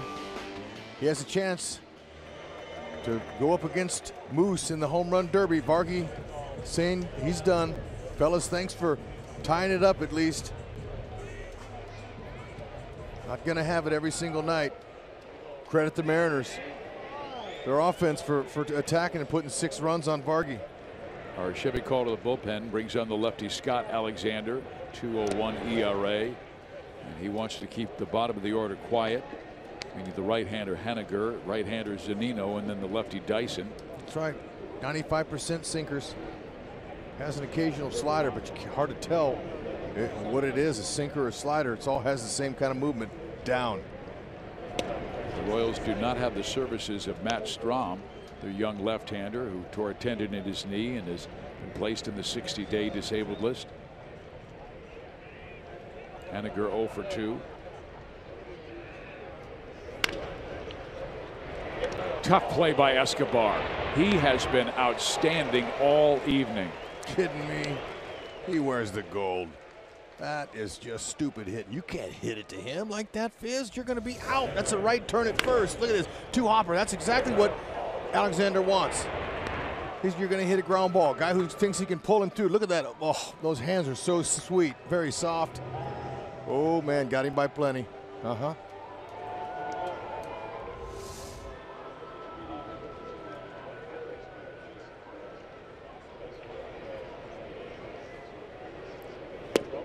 He took a hit away from Motter. He took a hit away from Cano, and now he's taking a hit away from Haniger. That's what good defense does for you. That's right. Alex Gordon's throw to Whitley. Wow, was that a masterpiece? Alexander with that great sinking fastball at 94 miles an hour. He throws it where it almost looks like a slider. Yeah, that's what I'm saying. It's hard to tell which one's which.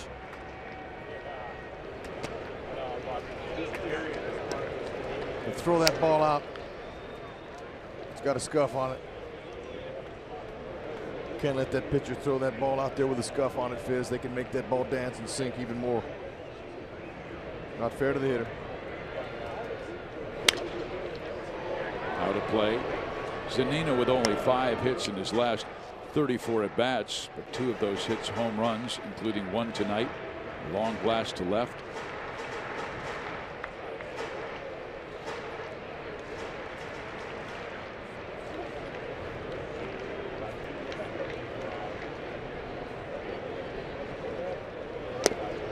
He had by far his best month of his career, and he even admitted that the ball just looked bigger to him.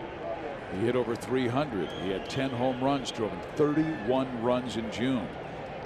Sinker down right here. Same play to Esky. Oh, he got under it. Bonifacio says he has it. Rare fly ball. It does.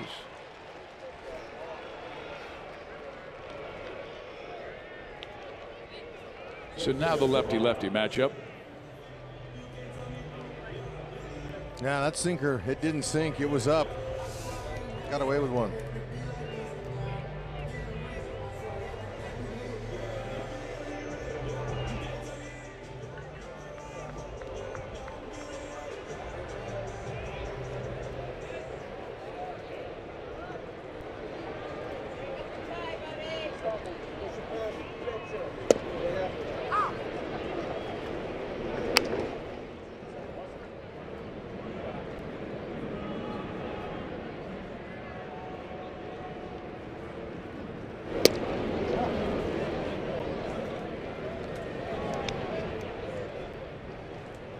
Only hitting 146 against lefties this year. And he got the start against Jason Vargas.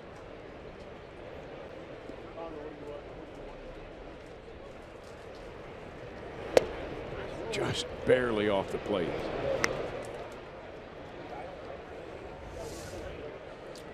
Missouri Lottery Fox track show you? Ball.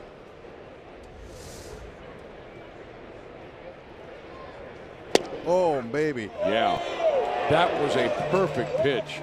Dyson thought it was low, but man, it was right there. Gerard, I hate to say it, but you got to go.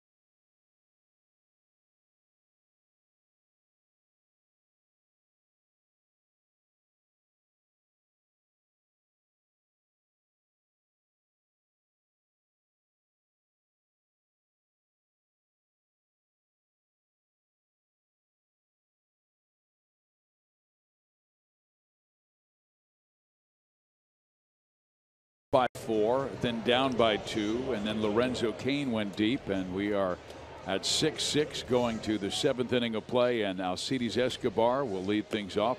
He is 0 for 2 with a pop-up and strikeout. Zick had a terrific 6th inning with a pair of strikeouts and a line-out.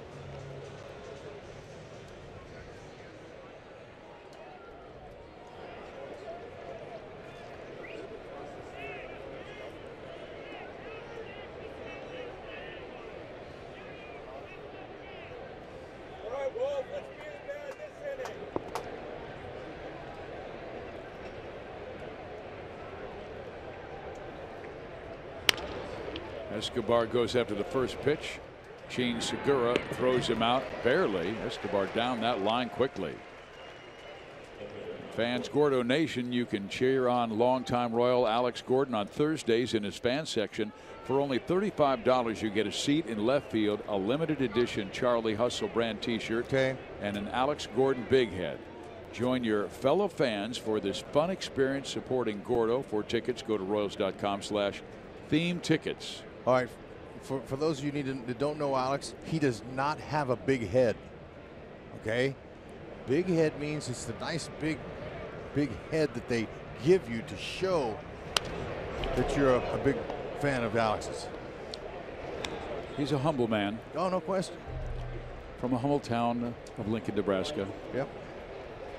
Humble world champion.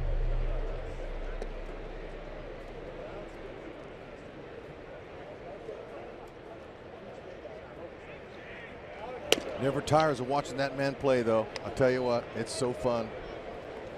He's a perfectionist out there in left field. He takes pride in that. I love that. Players like that. Totally focused, totally sold out to his business.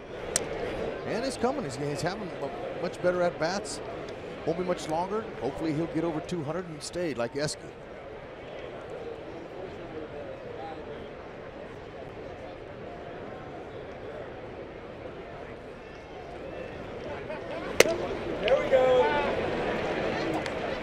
In the offseason, Rex, I do college basketball games for Fox in the Big East Conference and get up to Creighton a lot, working with Nick Baugh. Nick was Alex Gordon's high school quarterback.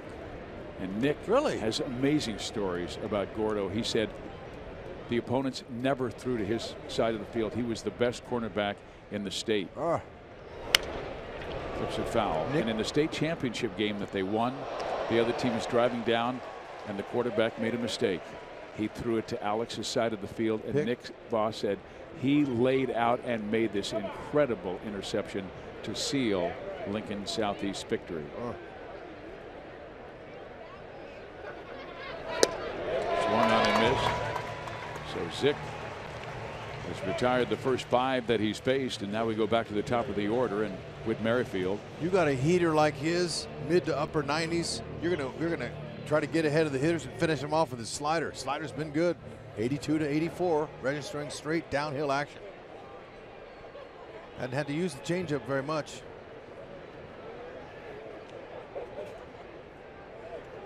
Or excuse me, it's a split finger. Hadn't had to use it hardly at all.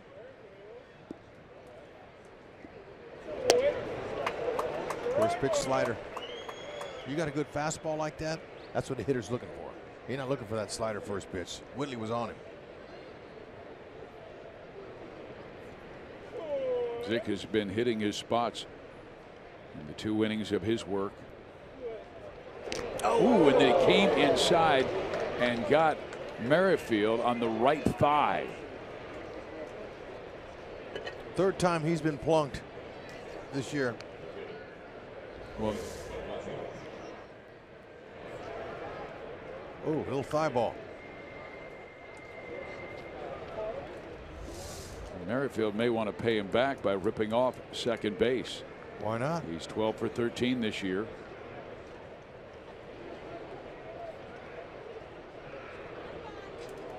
Zunino's a good catch and throw guy. 21% he's thrown out this year. 7 out of 33. Pretty good number, yeah. 20, 25, 30 is the best. Anything over 30. He's looking in there. First time that Zick has had to throw with someone on base. He has to worry about Merrifield going. It divide his attention. Breaking ball away and swung on and missed by Bonifacio. Both Whitley and Bonifacio trying to guess first pitch fastballs, what that is.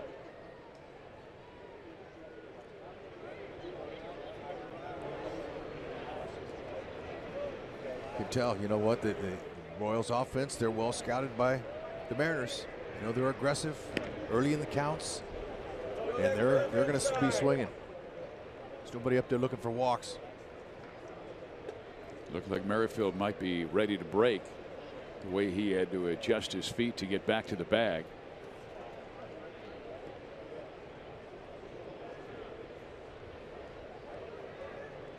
Oh, wants to have a chat.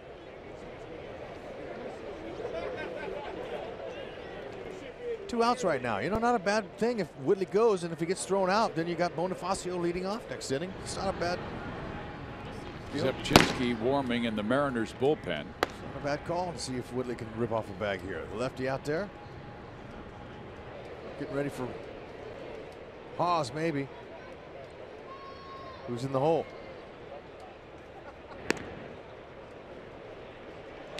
Both Cleveland and Minnesota has lost tonight. San Diego knocked off the Indians 6-2, and the Angels beat Minnesota 2-1.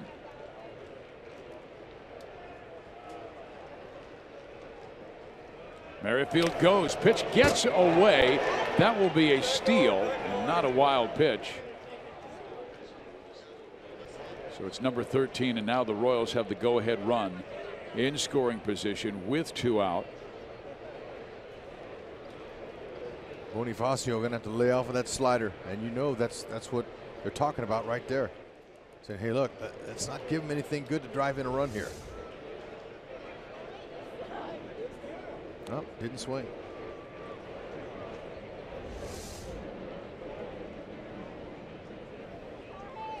Bonifacio with 27 RBIs, 1 for 3 in this game. Slashes that one foul. Good idea, though. Yeah, very good idea. Just trying to find a hole out there somewhere. Unfortunately, it hit an empty seat. And the infield had played him to pull. Cano nearing second base, not only to play the ship, but also trying to keep Merrifield from getting a good secondary lead. Yeah, Whitley doesn't have to go anywhere now. He's already in that position there. He's hoping to lay off the slider. Ooh, he hung it. Didn't go.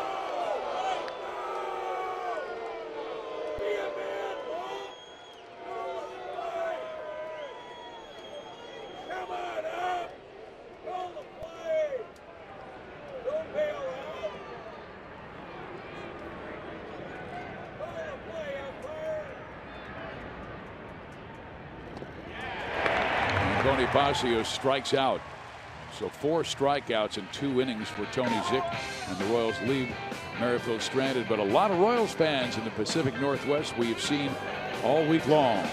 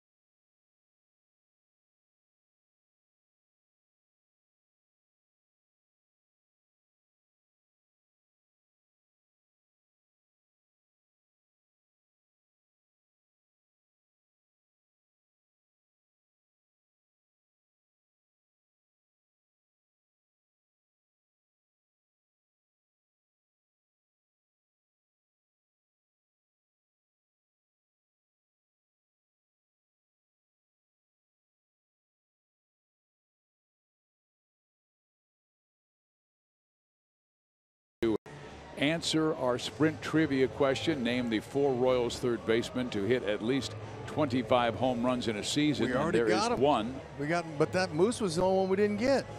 Well, we got him. We didn't have to. Well, we got Brett, Gaetti, and Palmer.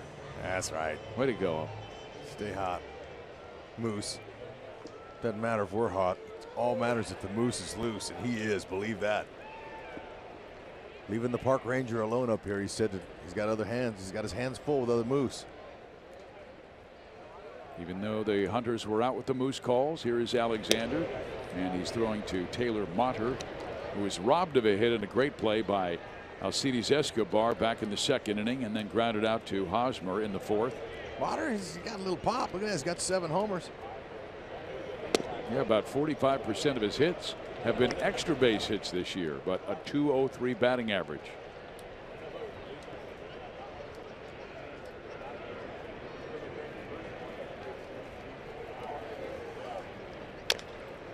High chopper, tough play for Moustakas, and he knows he's got no chance. Even if he had been able to field that cleanly, Motter was down that line in a hurry, and that is a base hit. Yeah, that's a pocket ball there.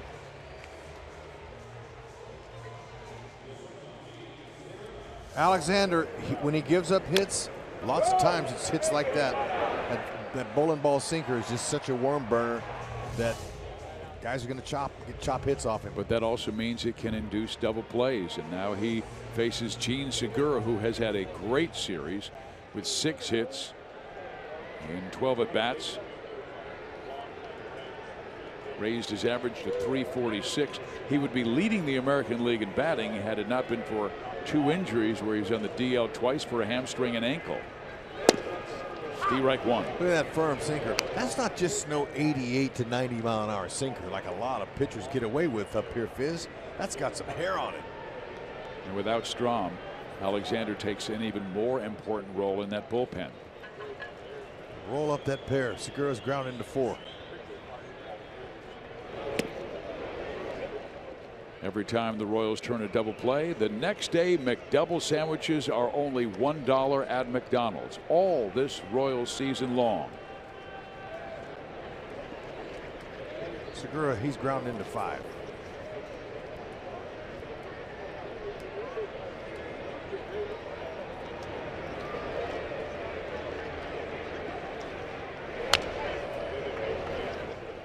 You know, if you don't wear a shin guard up there with Alexander, you might invest in one. You don't have to wear it all the time. A lot of hitters don't like that, especially guys with speed, because that shin guard on their foot, it distracts them from their running to first base.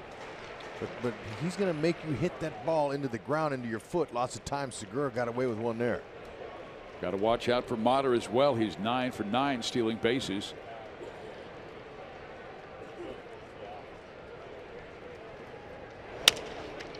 Tap towards second. Merrifield only play first. They get Segura. Motter moves to scoring position at second. Motter too fast. Merrifield had ideas of tagging him. He does a really good job at that. Whenever he gets a little 3-4 hopper, he'll tag that runner, but Motter was by him. Good concentration to get that one out. That's an important out right there. Sometimes as a second baseman, you'll run in there and you're going to try to tag the runner and get the out at the same time. Just get the out.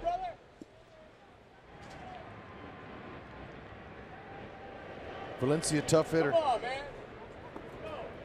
314 hitter with a runner in scoring position.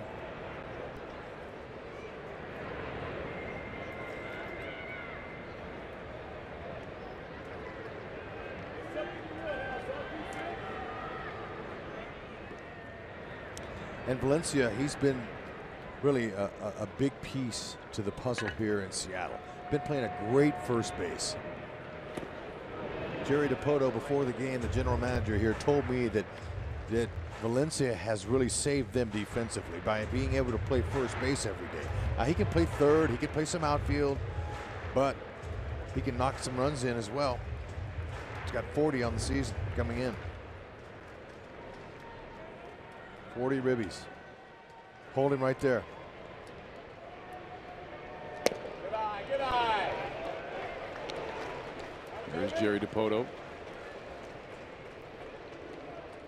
You know, that gentleman sitting to his right there that he's talking to right now, he's the director of quantitative analysis. That's Jesse Smith.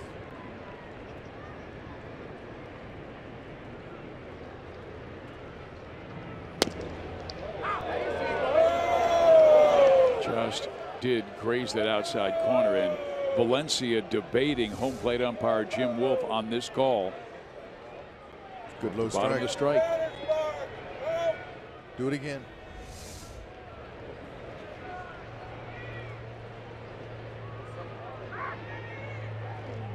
Steps off. Maniac, the third base coach for Scott Service over there. Casey Candell in the box at first, yelling at Motter back.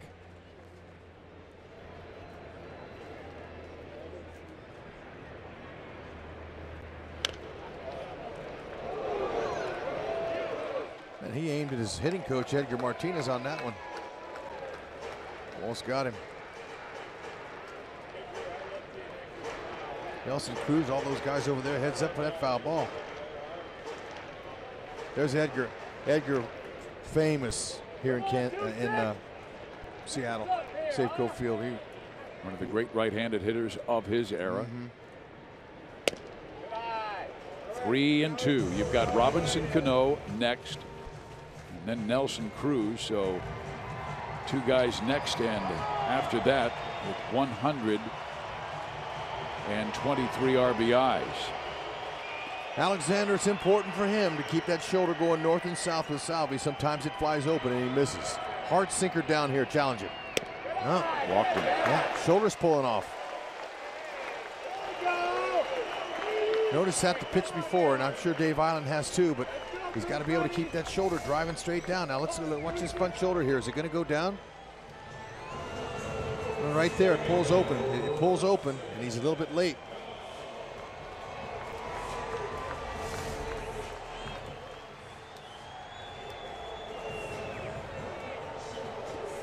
So you don't need the birthday boy, Dave Island. It's his birthday today. They had a little team meeting right there, and what that's about is defense here. Okay, Cano's up, talking about, hey, look, let's roll a pair here. We'll get you out of this inning here. Sinker down. They know what's coming.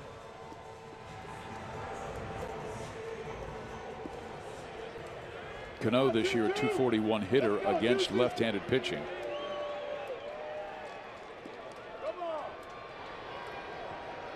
We got to give those McDonald's burgers away here. We got to roll one up. Up the middle, Escobar touches second, and that is an inning-ending double play. Just what they were talking about. Birthday boy Dave Island didn't even have to do it. They did it for him.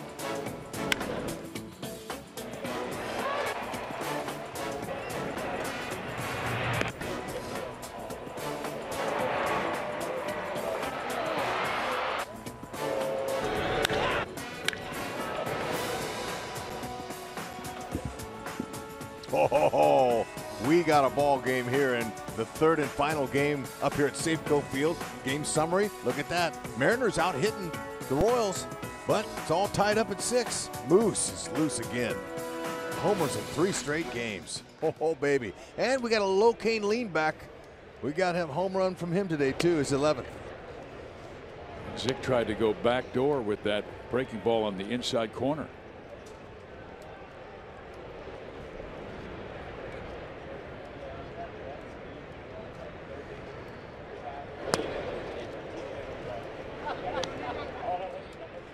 Zick hasn't been behind the count to many Royals in this game. He's allowed only 1 base runner, and that's when he hit Whit Merrifield in the thigh in the 7th.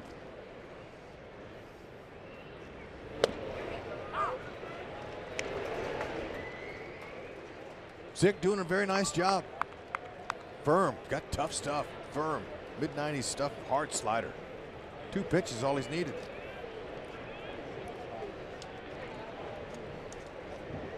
Ooh. Oh, that little slider stayed in. Lorenzo Cain said, all right, I'm just trying to get on base. He already walked earlier in the game for his 33rd time this year. That leads the Royals.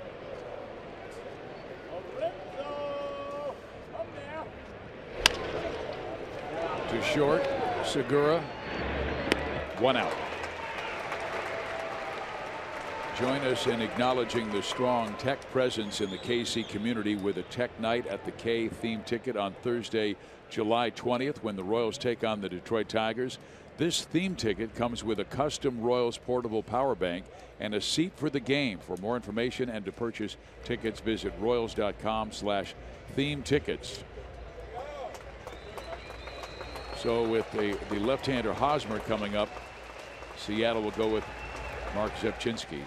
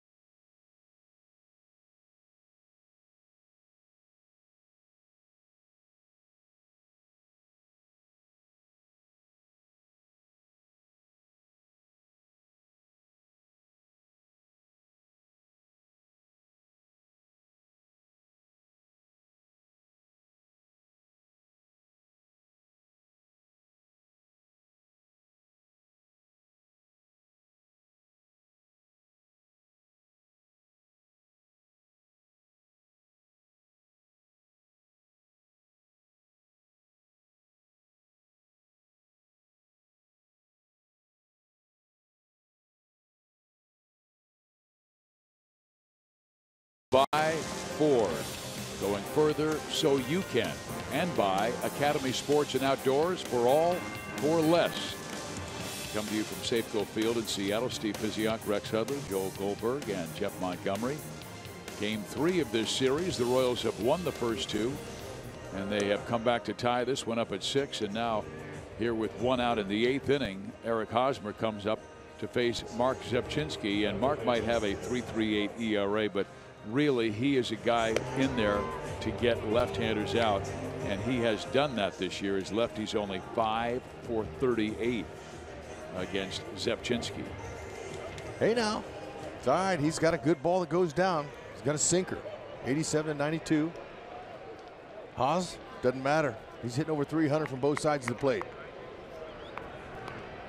But Scott Service, he didn't want Zick facing Haas because he knows that Haas could go deep. Eric with 11 home runs. He's driven in 40 with 2 tonight. And there is strike 1. Hosmer extended his hitting streak to 12 straight games with a 2-run double in the first, and then scored in the home run by Moustakas.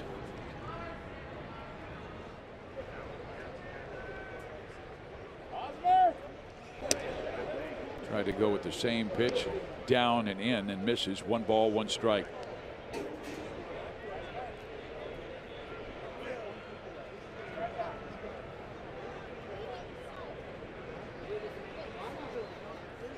Hey! 1 and 2.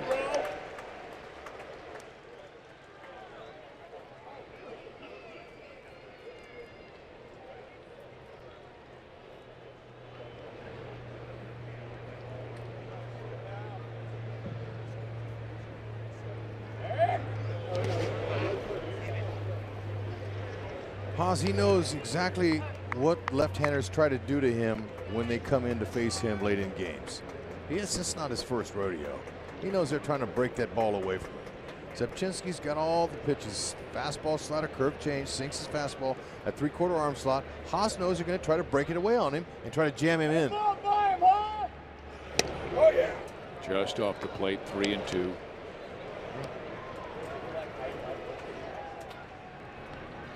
Diaz has joined Vincent in the bullpen.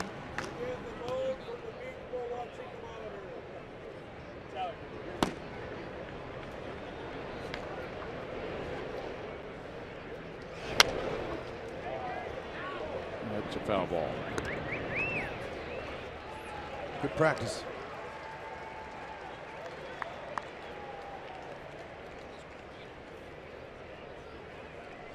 It seems like Zepchinski, the times we've seen him, he always gets left-handers off balance. Yeah, you know, it's the sinking fastball, slider, curveball combination.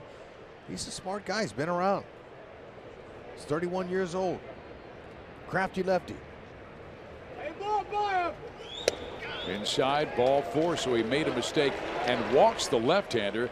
Now has to face the powerful right-hander in Salvador Perez, and you could hear Mark shout out after he walked Hosmer after getting ahead of Eric.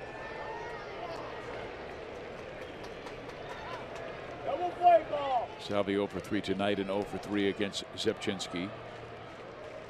It's due. Listen to the Royals fans. Here they come, and the Mariner fans don't like it.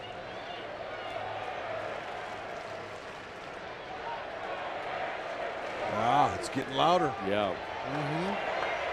Mariners fans trying to drown out the "Let's Go Royals." Yep. Strike 1. And we have run into a lot of Royals fans here in the Pacific Northwest, down at Pikes Market, coming here for summer vacation. Salvi in the 7th inning or later has been outstanding this year. He came into this game hitting over 370 the last month with 5 home runs and 22 RBIs.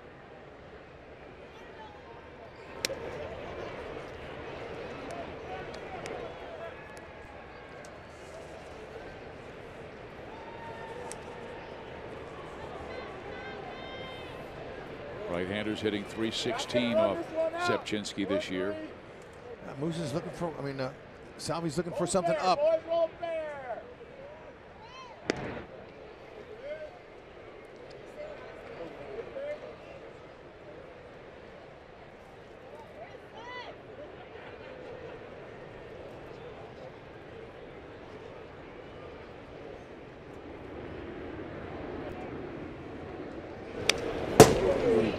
that was in his wheelhouse.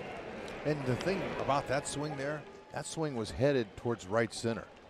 He stayed through the ball. His bottom hand was able to stay right through it. He wasn't trying to roll his hands over here. Yeah, see that he had that. That was heading right for the right center field gap. That's the right approach on him. Keep you out of hitting into the grounding into the double play. Hosmer goes, pitch swung on and rolled foul. Good try. Royals trying to stay out of that double play. Hosmer has stolen 3 bases this year in 3 attempts.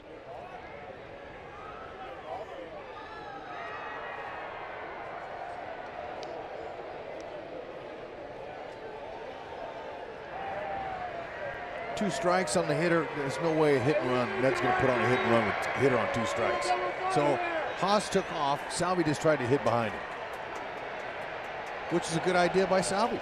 And stay out of the double play. Yeah, that's what you want to do here. Salvi does not want to roll his hands over.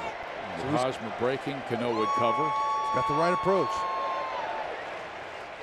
No, he didn't.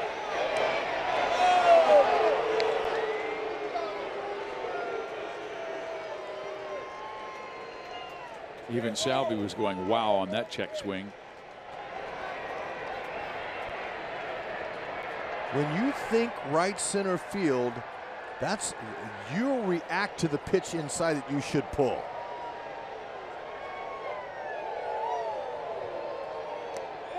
And then he chases a pitch down and in and strikes out. 2 outs. Let's go to Joel.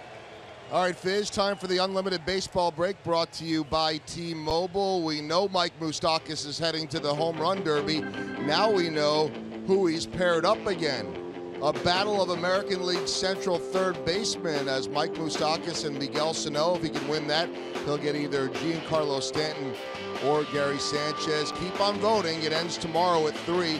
And Ned Yost telling me today, guys, that he voted for an hour this morning, and he's going to wake up early tomorrow morning in L.A. and vote for another hour. He said, look, I think it's really cool that Moose is going to be in the Derby, but I want him to stay and experience the All-Star game on Tuesday. He praised Royals fans for over 8 million votes so far and said, keep on voting. That's right. Royals fans and Moose fans alone. And Joel, there was a map out where it showed where the votes were coming, a lot, of course, from the Heartland, but also from Southern California, where they were kind of splitting the vote there. Well, they've done a little teamwork, and they've paired up with the Dodgers and Justin Turner. How great would it be to see both of them, and they'll go up against each other on Friday, Dodgers and Royals, to get in. Exactly. Moose fouls it off here because Mike's, of course, from Southern California, was one of the most storied high school players who set the state of California home run record, and then of course the Royals first-round draft choice. Yeah, now you'll be able to hear the Royals fans in Dodger Stadium too, but you won't be able to see them because they all wear the same colors.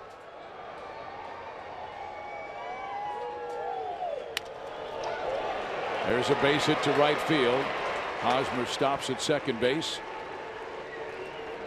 So what will Scott Service do? Will he take Zepchinski out here? He's got Vincent and Diaz ready, and you would figure he would. Okay, looking for Cano is here. Look at there. Moose is gonna split both of them. The defensive shift has not worked against the Royals this entire series. They've worn it out. Service is hoping right here with 2 outs they can not let the Royals get back on that board again.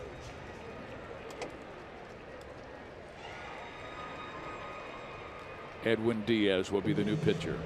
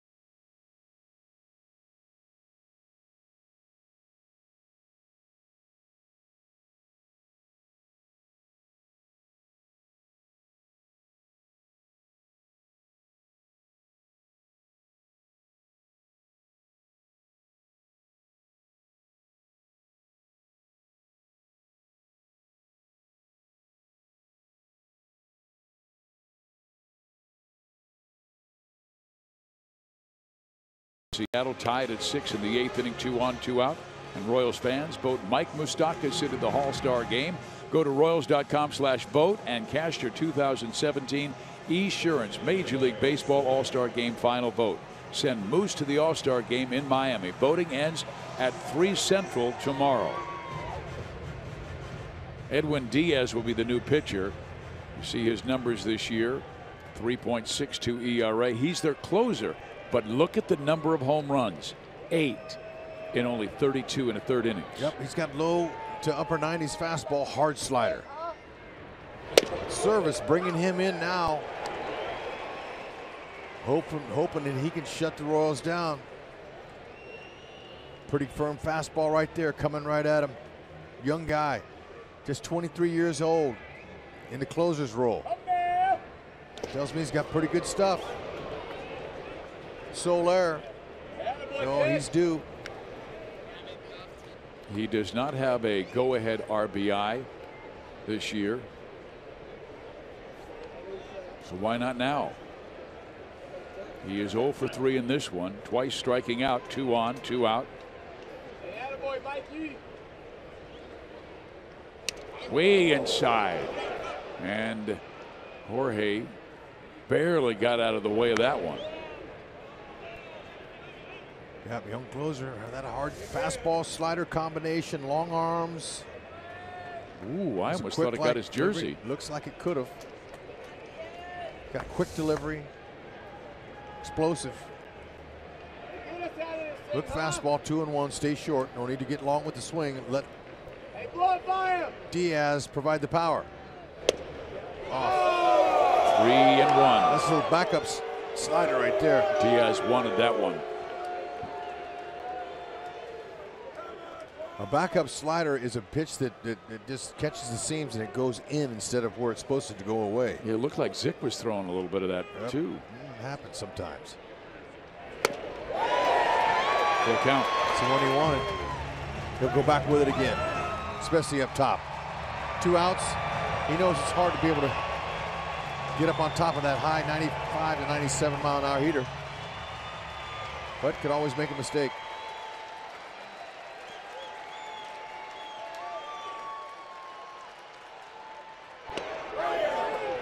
That's a called strike 3 on the inside corner.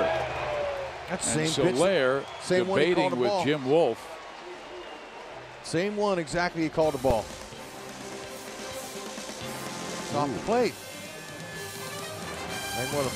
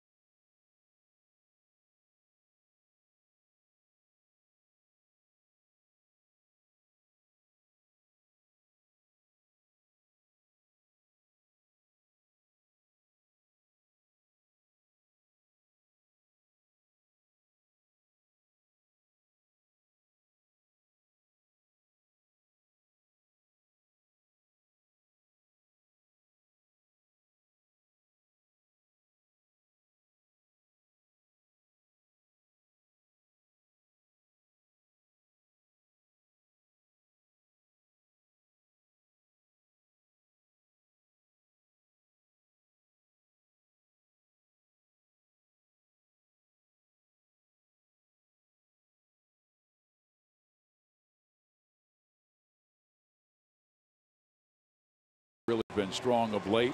This is his 38th game this year, a 3.3 earned run average. Look at the number of strikeouts, 47 in only 35 innings. Jack is doing a terrific job. And opponents just hitting 241. But look at how many home runs they've hit off of him this year. 0 goose eggs. And you want to keep it that way with this guy, Nelson Cruz. He's a beast. 3 productive at bats. The first one was a ground out that drove in a run, then the home run, and then the single. But great defense by the Royals cut him down at second base, trying to stretch it into a double. That's twice they've got him. They got him last night too, in a ball right center off the wall. Both of those nearly out of the ballpark. Jack 5 picks Mitch. Fastball, slider, curve, change, split finger. Broken bat, fly ball to left center field. Cain will run it down, and that is 1 out. And Hud, I really think Ned Yost has done a marvelous job in managing the bullpen after Saturday's stressful split with the Minnesota Twins, and it kind of messed up the bullpen, but the way he managed it to get through that series, and they really haven't lost since. No, you know what? He's got guys stepping up. They're performing for him. Now, it's his job to put him in the right place, the right time, but it's up to the guys to perform. Watch out. Oh, man. Tell me why they don't have they net need right netting there. here. Let's go. I mean, Joaquin Soria threw his hands over his head.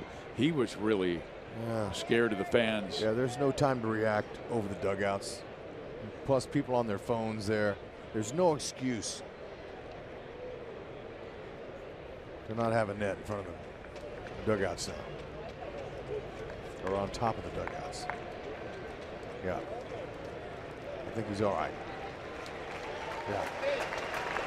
It's okay.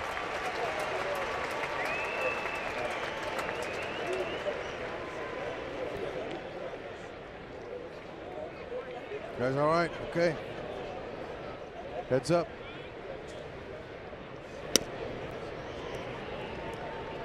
One ball, 1 strike. And the example, Rex, was on Monday, where the Royals didn't have Herrera available, and it was Moylan and Phillies and Soria to close it out, and the Royals won 3-1. A lot of teams can't do that, close it out without their closer, nailing it down in that 9th inning. But Soria has done it before. Well, yeah, and he has veteran guys that can step up in certain roles. They're not used to just one role. Although we all know that it's important for guys in the back of the bullpen to have roles. You have to have that. But if something happens and you got to step up for somebody, then you go in there and perform, and it gives the manager more confidence to put you in that spot again. 2-2 pitch, knocked foul. For the Ned Monday game, Moylan came on, get a big strike out of Nelson Cruz. Phillies came on to get the last 2 outs, and Gamble and Cano to end the 8th, and then Soria with a 1-2-3 ninth for the save, his first this year. Right side, Merrifield. 2 outs. Kansas City's bullpen the last 9 games we showed you in the pregame with a 1.16 earned run average. Nice pitch. You had Gamble out front on, just get a little roll over, ground ball out. Something off speed. Hard to tell. Jack's smart, veteran pitcher. He creates as he goes along. Likes the split finger with 2 strikes, but also will throw a slow curve in the 70s. You know, there's no telling, but boy, he has had some great numbers against the M's in his career. 21 saves. Very nice. He's hitting the spots. Under 1. You want a fastball, Mitch? Get something in your wheelhouse, Mitch. Come on. Rinse up now. Haniger robbed of a hit on a great play. 1 of 3 by Escobar tonight. Tried that curve again. Oh, Mikey's shot here. Don't let him make the first call, Mitch.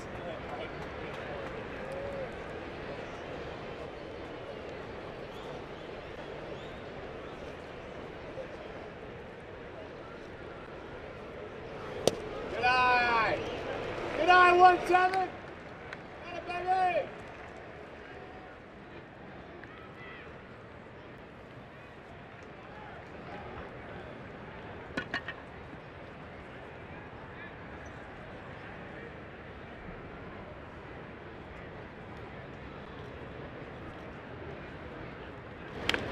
Fouled off.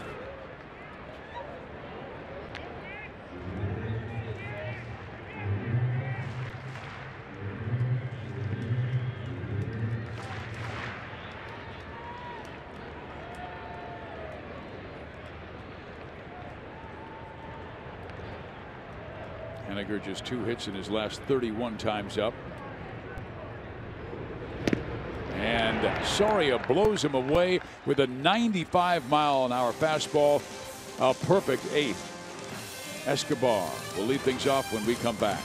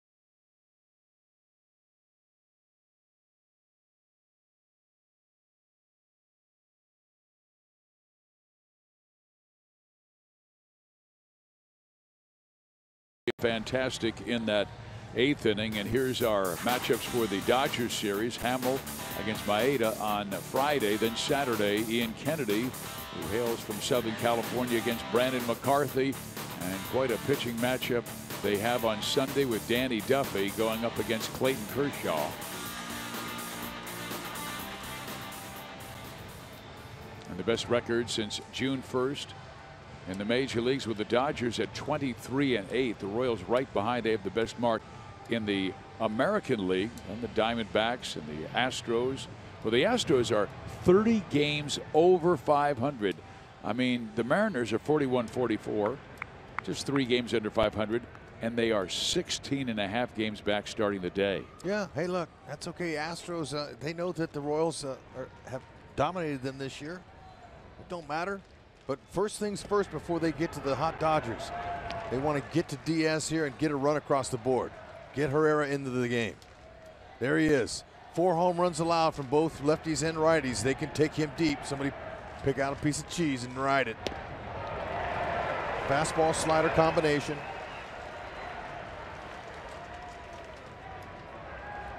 Young closers like that, 23 years old, they hadn't been around long. They know they can. I mean, you don't have great command. And in this case, they brought in their closer to get the final out of the 8th inning. He's got 15. And the M's did not have the lead. Yep, 15 walks.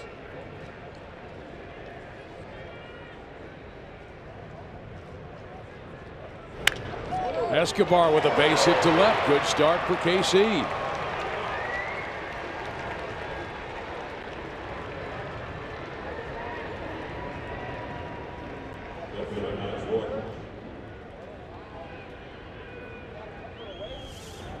He's waiting on the heater. There you go. That's why he's been taken deep. He doesn't know exactly where it's going. He can't command it. He's throwing it right now. There's a time that I'm sure Scott Service hopes that he'll develop some closer command where he knows where he can throw it. But right now, at a young age, first time in this role, he's just throwing it up there.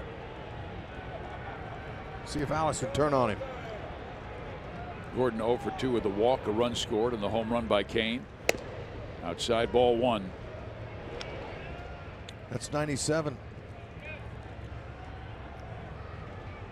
And it looks like he's pushing up underneath the ball with his delivery. Interesting. Kind of pushes it.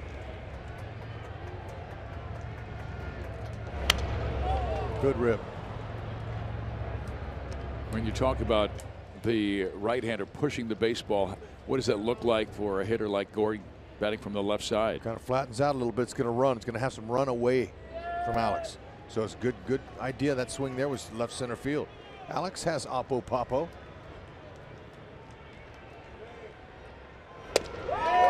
1 ball, 2 strikes. Now he'll probably see that one again. Yeah, it was a good one.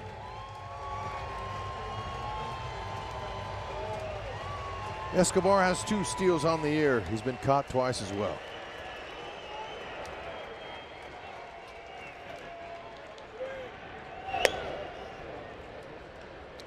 That would have been a good pitch to go on.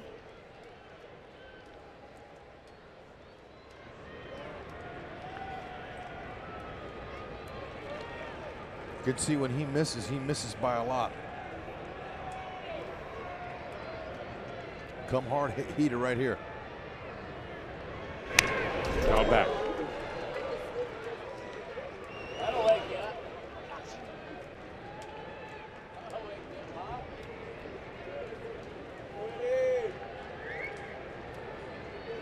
Escobar might be waiting for a 3-2 count. Yeah, throw over.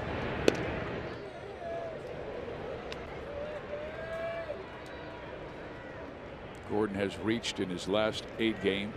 Those 2 home runs, 10 RBIs. Don't worry about that hitter. Or excuse me, about that runner.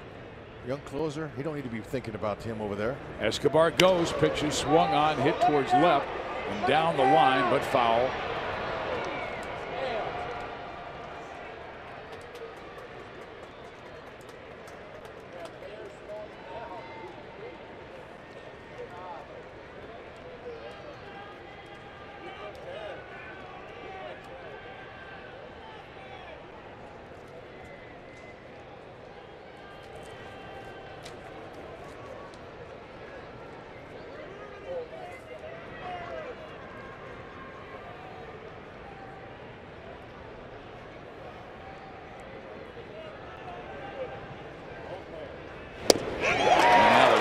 And misses at the off speed and strikes out.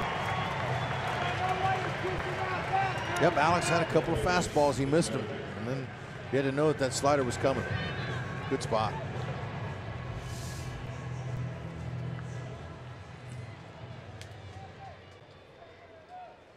So now Merrifield, who's been on twice, singled in the first, then hit by a pitch and stole second base in the 7th, but was left stranded when Bonifacio struck out.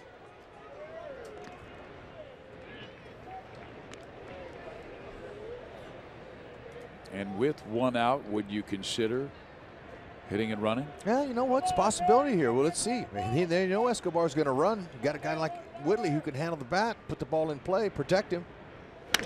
Oh. He goes to right field. No, not enough. Backing up Haniger. He'll make bad. the catch.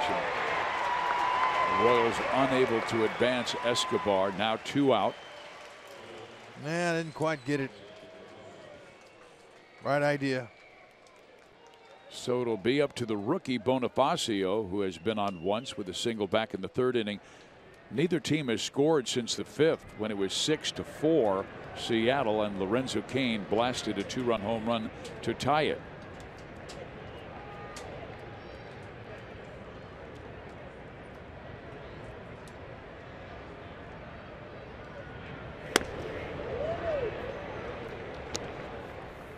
That was an interesting pitch because he had stepped out to receive it like it was a pitch out, and it came up and in. Herrera and Minor in the Royals bullpen warming. That's Doug Henry, the bullpen coach. Yeah, what he's telling him is who's coming up.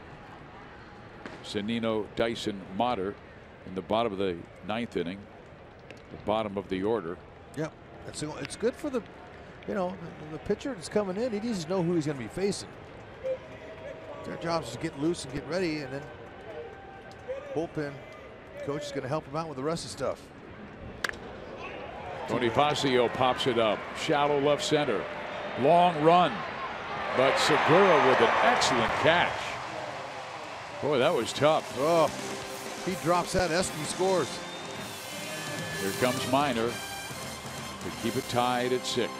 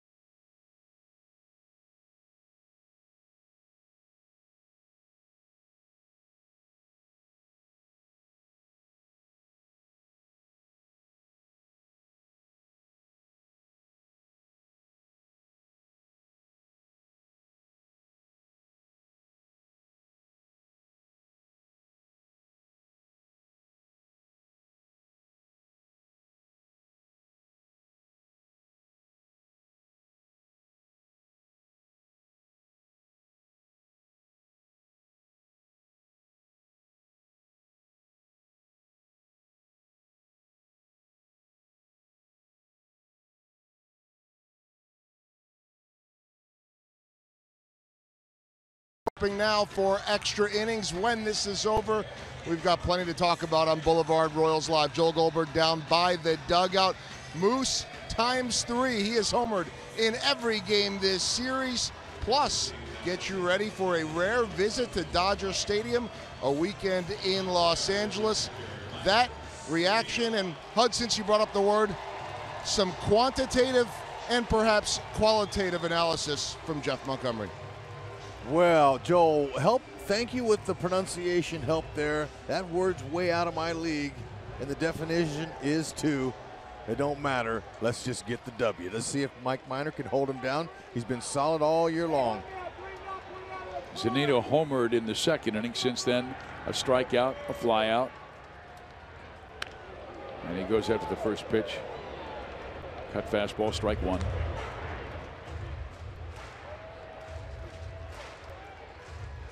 Mike's done a very good job getting that fastball in on the right-handed batters.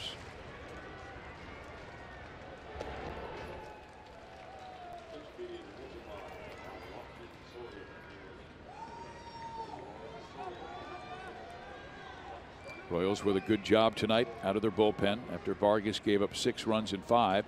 Alexander Soria, 3 innings of shutout ball, but Zunino driving it deep to left. Gordon at the wall, makes the catch. Oh, baby. Ooh, a little too close for comfort there.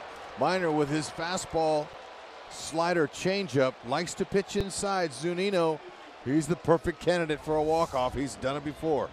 Oh, and he wasn't sure on that one. He was talking to the ball. Look at him. Alex was ready to climb it if he had to. Not tonight. Ooh. Yeah. So Heredia will be the pinch hitter for Gerard Dyson.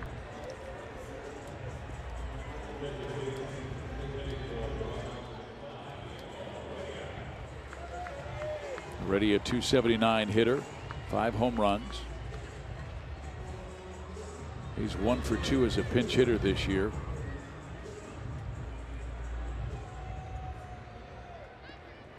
This guy with good speed. It's a good choice by Service. Dyson not doing much off of lefties. Got a walk earlier in the game tonight, and he scored back in the second inning.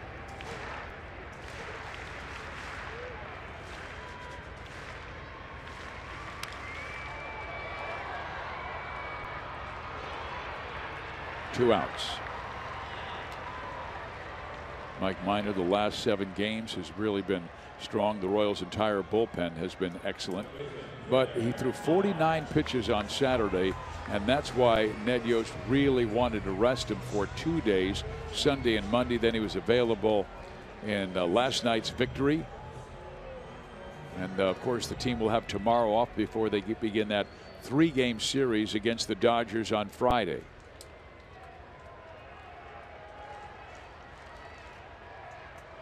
Minor 1 for 3.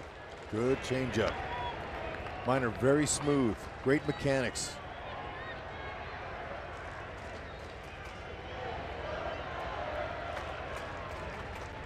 Two in a row. Beautiful job. Putting it right where he wants to. I talked to Mike before the game about using his name Minor, and now he's Major.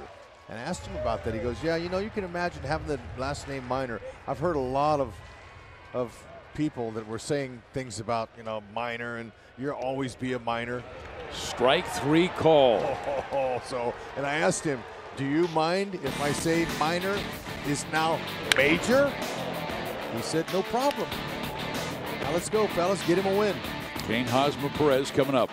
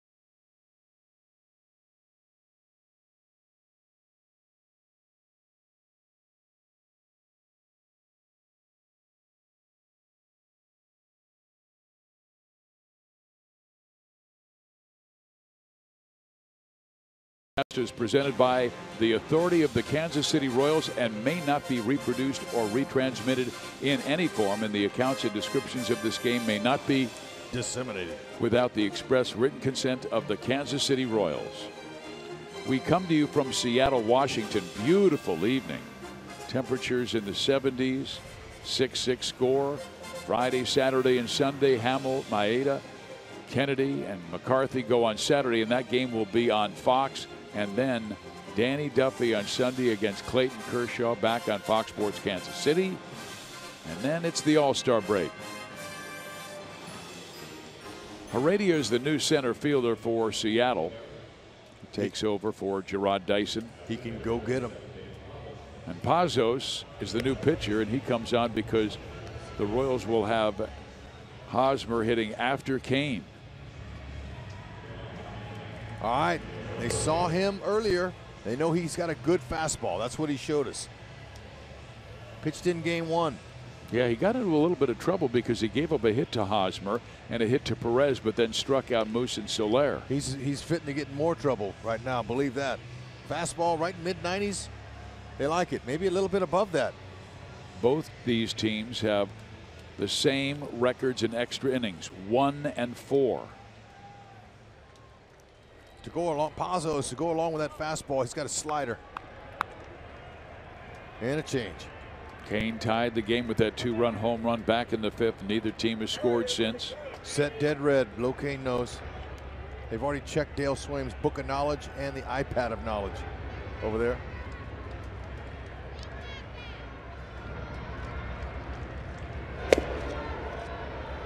Yep, firm 95. Boys know what to do with that.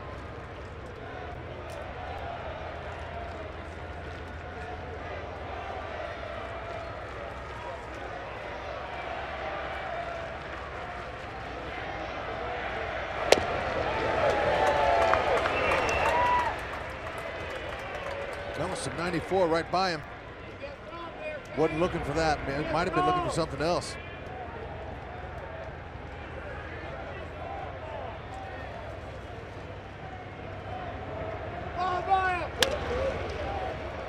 Cano bobbles, no play, error on Robinson Cano, and an opening for Kansas City. And don't you know, the Royals, when they sniff that right there, they're trouble. They are trouble. They're a handful. They make their opponents pay. Low Cain, he's got 11 infield hits. That ball kicked up on Cano. He tried to get it on the rebound because he knows Lorenzo can run. And caused some more boots day. He had a big error in another game earlier in this series and hurt him. Lorenzo has not been thrown out trying to steal, and you got a guy who really hits the fastball well, and Eric Hosmer up now.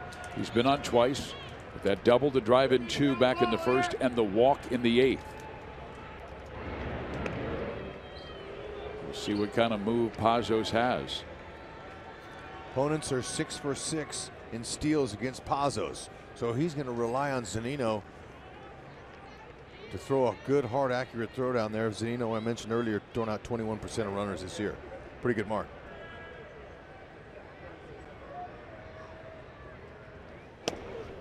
Ball 1. And you know, Zunino, he's coming out of there like a cat. He's been bouncing behind the plate all game long. Mike Zunino. Thought he had a walk-off leading off the inning. Last inning didn't happen.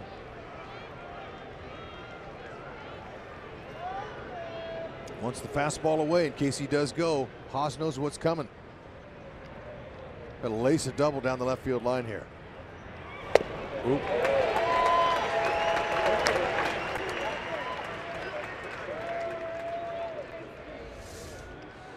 You don't see a hitter get off balance on a fastball very often, but Haas is just caught in between.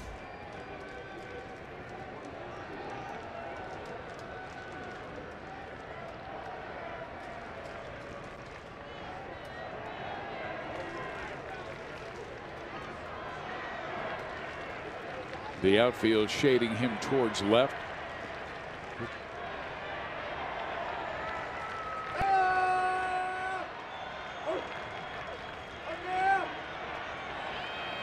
Pazos really worried about Cain leaving.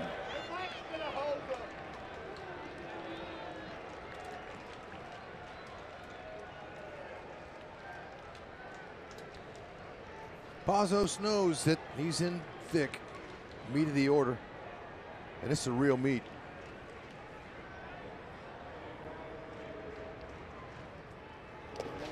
All the home run potential and the RBI's production. I was talking to their hitting coach, Edgar Martinez, today about the Royals. What do you think about their hitters? He says, you know, they're so aggressive. He goes, they have power. There's no resting for the pitchers at all in that lineup. They're just so aggressive, and they hit for power this year. Coming in 8th in the league in home runs.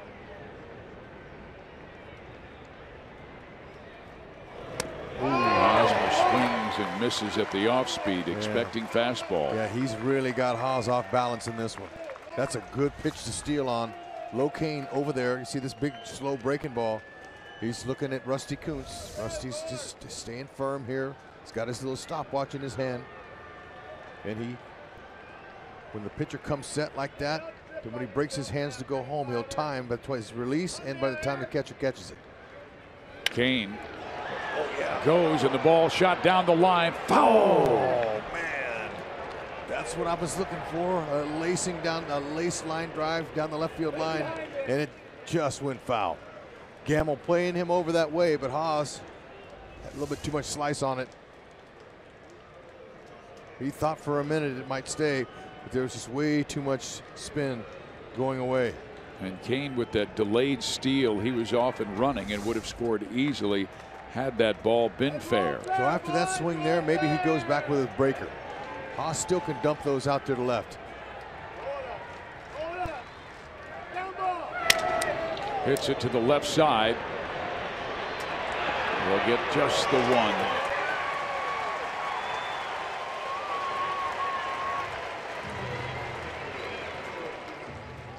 I hope Lorenzo's all right.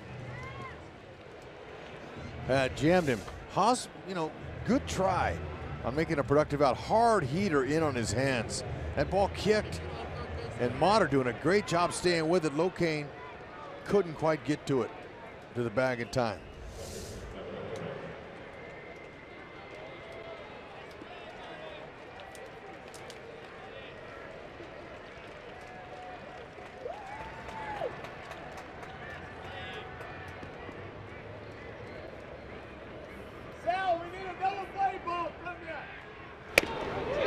Strike one.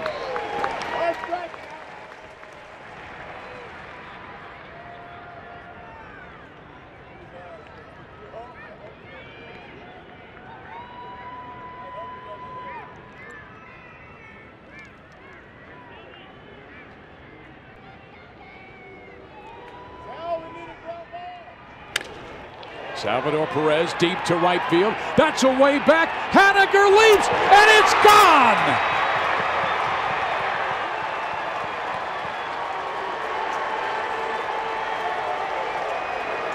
Salvador Perez's third extra inning home run this year, and it was timely. Left-hander James Pazos tried to sneak a piece of cheese by a hungry rat. Couldn't happen. Not this time of night. Oh, baby. Liftoff. He knew it. He didn't have to flip his bat. Just put 2 on the board. 4. Oh, yeah. Just could feel it coming. The Mariners almost had a walk-off home run to lead off that last half inning, and that gave the Royals a little bit of life, and you can't give them any life. So Salvador Perez with home run number 17, RBIs 54-55, give the Royals an 8-6 lead in the 10th.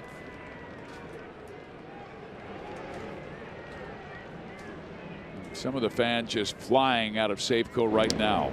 That's good, because when that Royals, let's go Royals chant kicks up here next half inning, and they won't be able to be drowned out by the Mariners fans. Oh boy. Herrera up in the bullpen.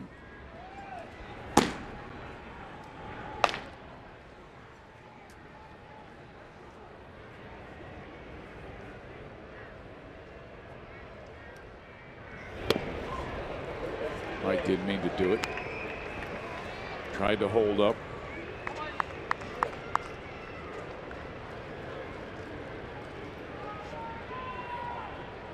3 home runs for the Royals tonight. One by Moose, one by Cain, one by Perez.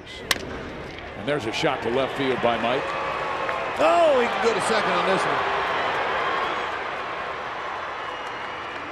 Yeah, that ball was laced.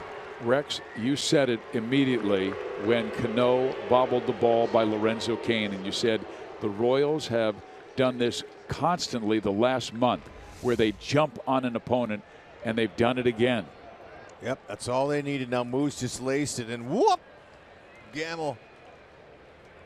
He whiffed it. Moose 3 for 5 in the game. Fantastic. Goes to second base. The Royals looking for more here. Gamble's second error, but that 5th error on the season by Cano, that's what opened up the door, and that's all you got to do. You miscue against these Royals, they have the hunger and the knack to get you. And on the other side, the Royals defense and pitching has put an end to any opportunity for the opponent.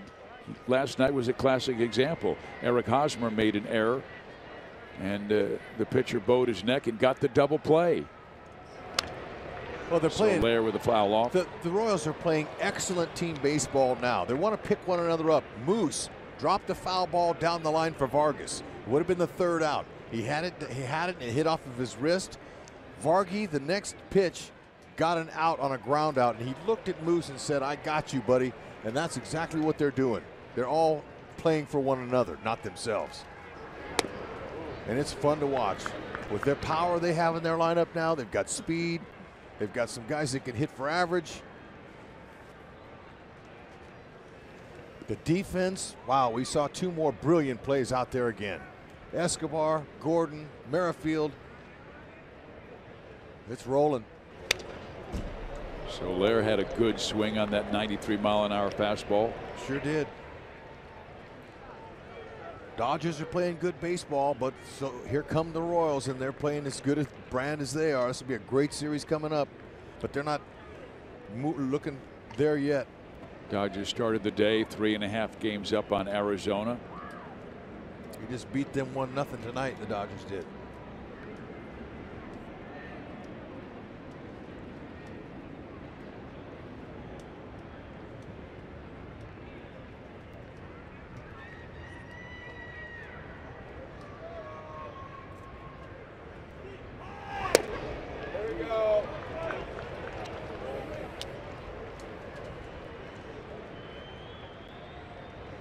Royals 17-6 their last 23 games.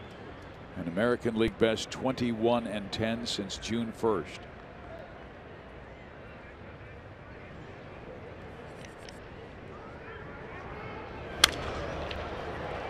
Soler's getting some good swings on his fastball. Sure is. Spitting on that slider down. That's good. He wants the heater. Reminder, Joel and Monty will be coming up next on Boulevard Royals Live. Herrera warming in the Royals bullpen.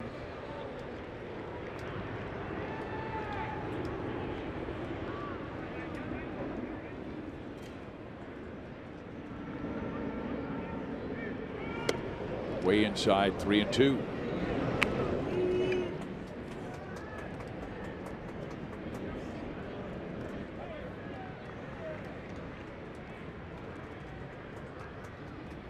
See Mike Minor, he's sitting around there going, "Gosh, fellas, you know what? Hey, it'd be pretty nice if I can get me a W."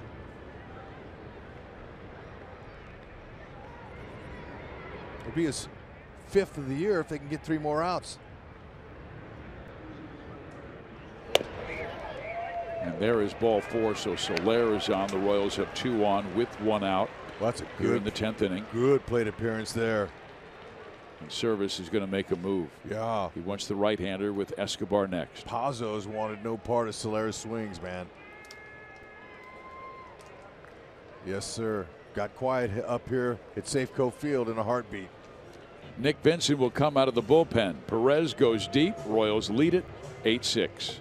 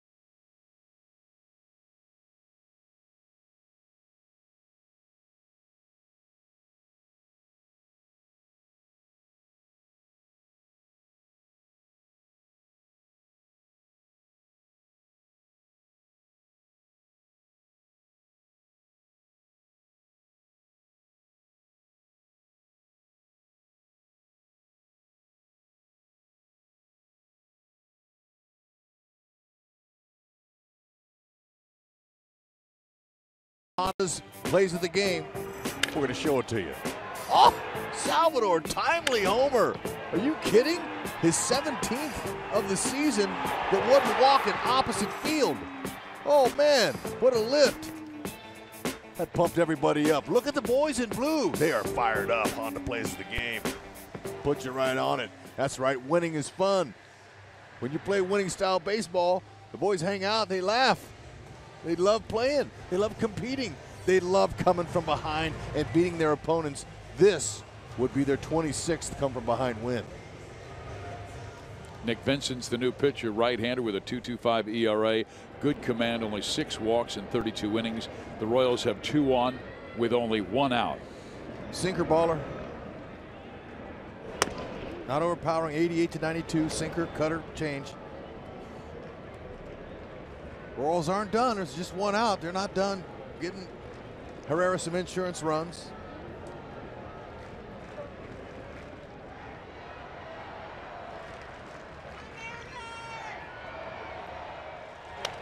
Fouled off.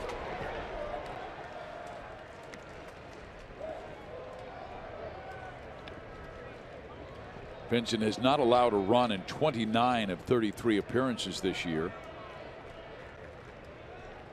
He hails from Poway down near San Diego, played his college baseball at Long Beach State. He's a dirtbag too. Yep. Up the middle, but fielded by Gene Segura. Gets 1. Safe at first. He's saying Valencia pulled his foot. Vincent's a ground ball sinker type pitcher, and he got the ground ball he was looking for. Look at Esky. He says, you're not going to double me up.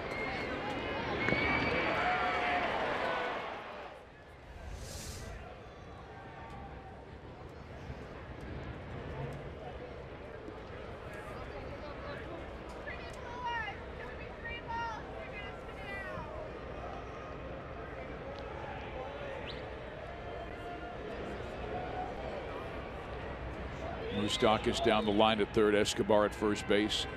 He bluffed a move, and Gordon takes a strike.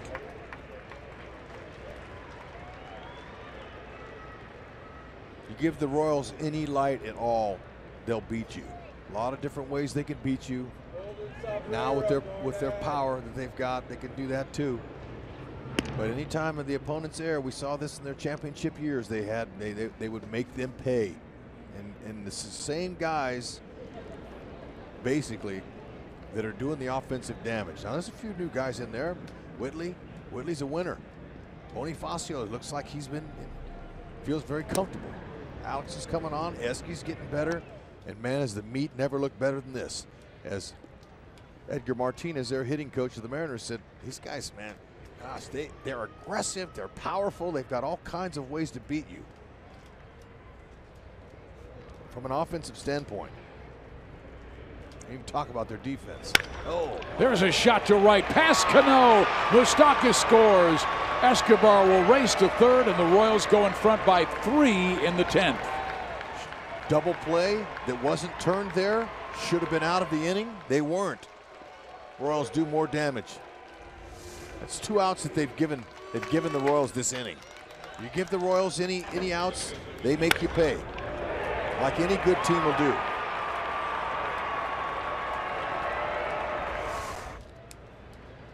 Royals trying for the sweep in the Pacific Northwest, winning on Monday 3-1. Last night 7-3. Tonight having to use offense after they got very good starts from Kennedy and Duffy, who gave up just 3 runs in 12 1/3 in the first 2 games. Vargas didn't have it tonight, gave up 6 and 5, but the bullpen has been fantastic, allowing the Royals this opportunity in the 10th. And now Witt with the foul off, strike 1.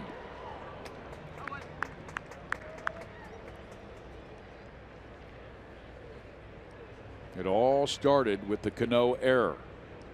Hosmer then reached on the fielder's choice, and Salvador Perez with an opposite field home run. That made it 8-6. Moustakas with a single went to second on the air by the left fielder Gamble. Then a walk, a ground out, And Gordon's single has made it a 9-6 game. But the ground out should have been 2, and they would have got out of the inning. Indeed. It wasn't. Escobar hustled down the line. Valencia pulled his foot, although I believe he was safe. I mean, he was out. Excuse me, that ball's foul. But they lost their replay. Service lost it on the Nelson Cruz sliding to second base. When he challenged earlier in the game. Yeah, but actually he was out. But didn't you say that Valencia had his foot off the bag? I thought he did, because the umpire there at first base, he made the motion that he was off the base. But our guys replayed it and looked at it, even though Major League Baseball didn't. They said he was out. So another opportunity taken advantage of. Ooh, baby. That's when you need the get back coach.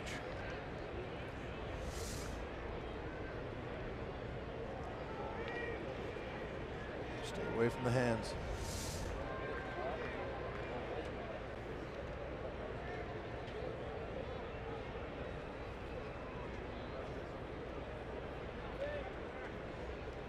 Royals trying for their 44th win of the year. If they win this game, they will be within a half game of first place Cleveland, who lost today 6-2 to San Diego. Minnesota also lost, whom they were tied with.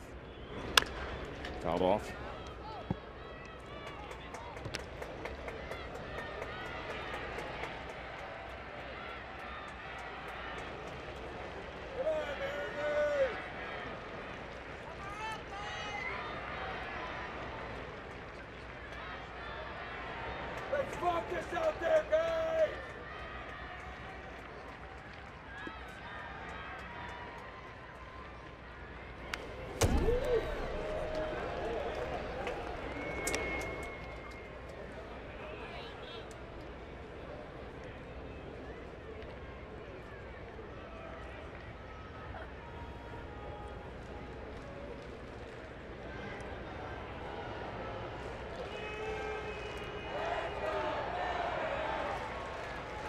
Merrifield choking up about an inch on that bat. And he chases the breaking ball down low and away, strikes out. But the Royals do damage in the 10th inning with 3 runs, highlighted by Salvador Perez's 2-run home run. Royals go for the sweep next.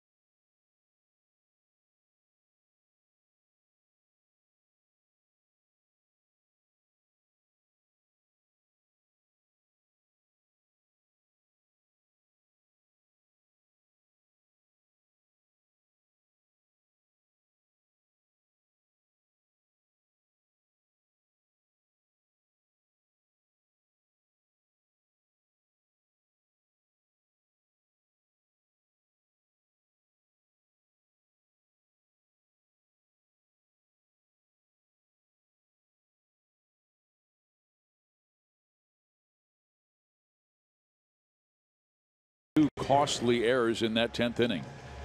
Looking at the Space Needle here in Seattle, Washington, as the Royals go for the sweep. Salvador Perez, certainly that hero in the 10th inning, going opposite field, and now Kelvin Herrera comes on to try and save his 19th game this year. Go ahead. His ERA is rather high, but it's in non-save situations. In save situations, he's been very good with a 2.29 ERA. Don't want to give them any opportunity to get back in it. The guy, he's facing the top of the lineup. Look, pretend. I know it's hard to pretend, but just get out there and execute that great fastball and changeup combination. He's got a slider that he'll mix in at times. Knows what to do. Strike one. Get in there. Pitch to defense. Segura 2 for 4 in the game with a single run scored in the first and a 2-run home run in the second. And something that obviously will not be talked about by a lot of fans, but certainly will be in the clubhouse. Jason Vargas didn't have his best stuff tonight. 6 runs in 5 innings. He gives up all 6 runs in the first 3 innings, but he knows he needs to keep his team in the game. He did that with a grinded out 4th and 5th inning and shut them out and gave Cain the opportunity to tie the game. Yeah, no, that's important.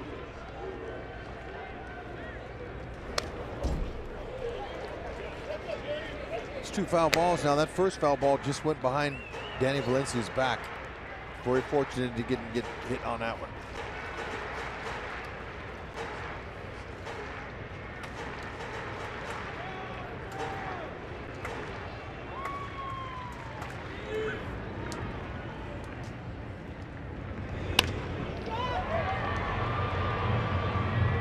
Bonifacio really playing him over that way. I saw Rusty Kuntz move him at the beginning of the inning with Segura up, who has gone to right field so well in this series. I mean, he is guarding that line. I don't think I've ever seen Bonifacio or any Royal right fielder play so close to the line. You see a guy's he's not even close to hitting the heater. He's fouling everything off in the back of the dugout over there. So you're going to guard the line as best you can. Look at that. Playing no doubles in right field.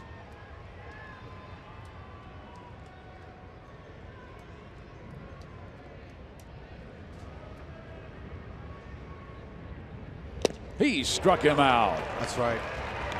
Stay with the heater.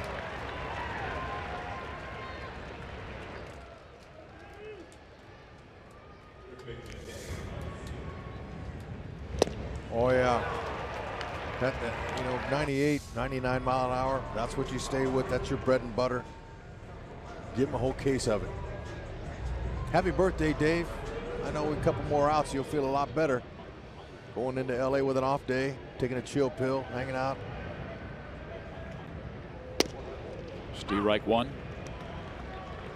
Danny Valencia has been on with a walk, but that's it. First 3 times up.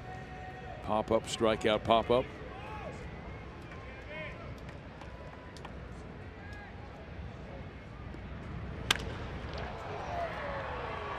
Bonifacio right at the track. 2 outs. Yeah, hey, you folks, don't go anywhere. Don't you dare go back to sleep or even go to sleep. Okay, sleep's overrated. Stay up for Joel and Monty's Boulevard Royals Live. That's coming to you in 1 more out. Believe it. That's right. I'm going to watch it myself. Royals looking for their 26th come from behind win. Oh man, this place has gone quiet here. Too bad we can't come back here for another year, but look, first time they've swept here in a while. Great job by our crew here at Fox Sports Kansas City. Ryan Shapiro, our producer, Steve Kurtenbach, our director, Sam Abramson, Dave Holtzman. Fastball upstairs. July in 2010 was the last time the Royals swept up here.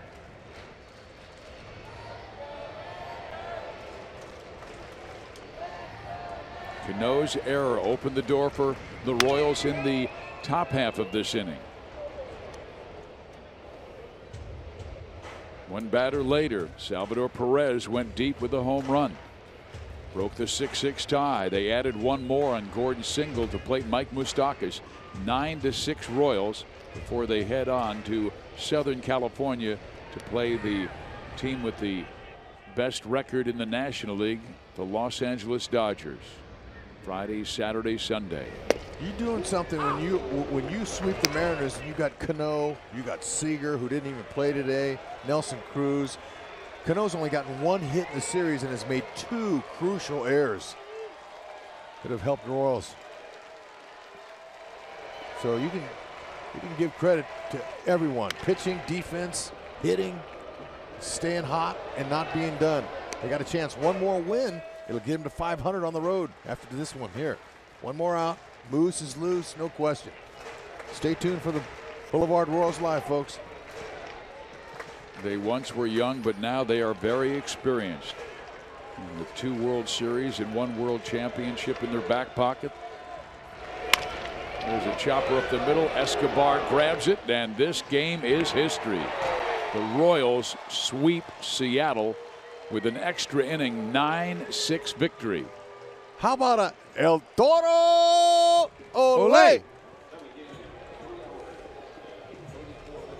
Salvador Perez, the hero of this game, with that 2-run home run in the 10th inning. But there were a lot of heroes the way the Royals came back.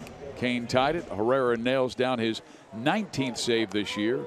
Moose goes deep again, and there's a look at the American League Central. Kansas City just a half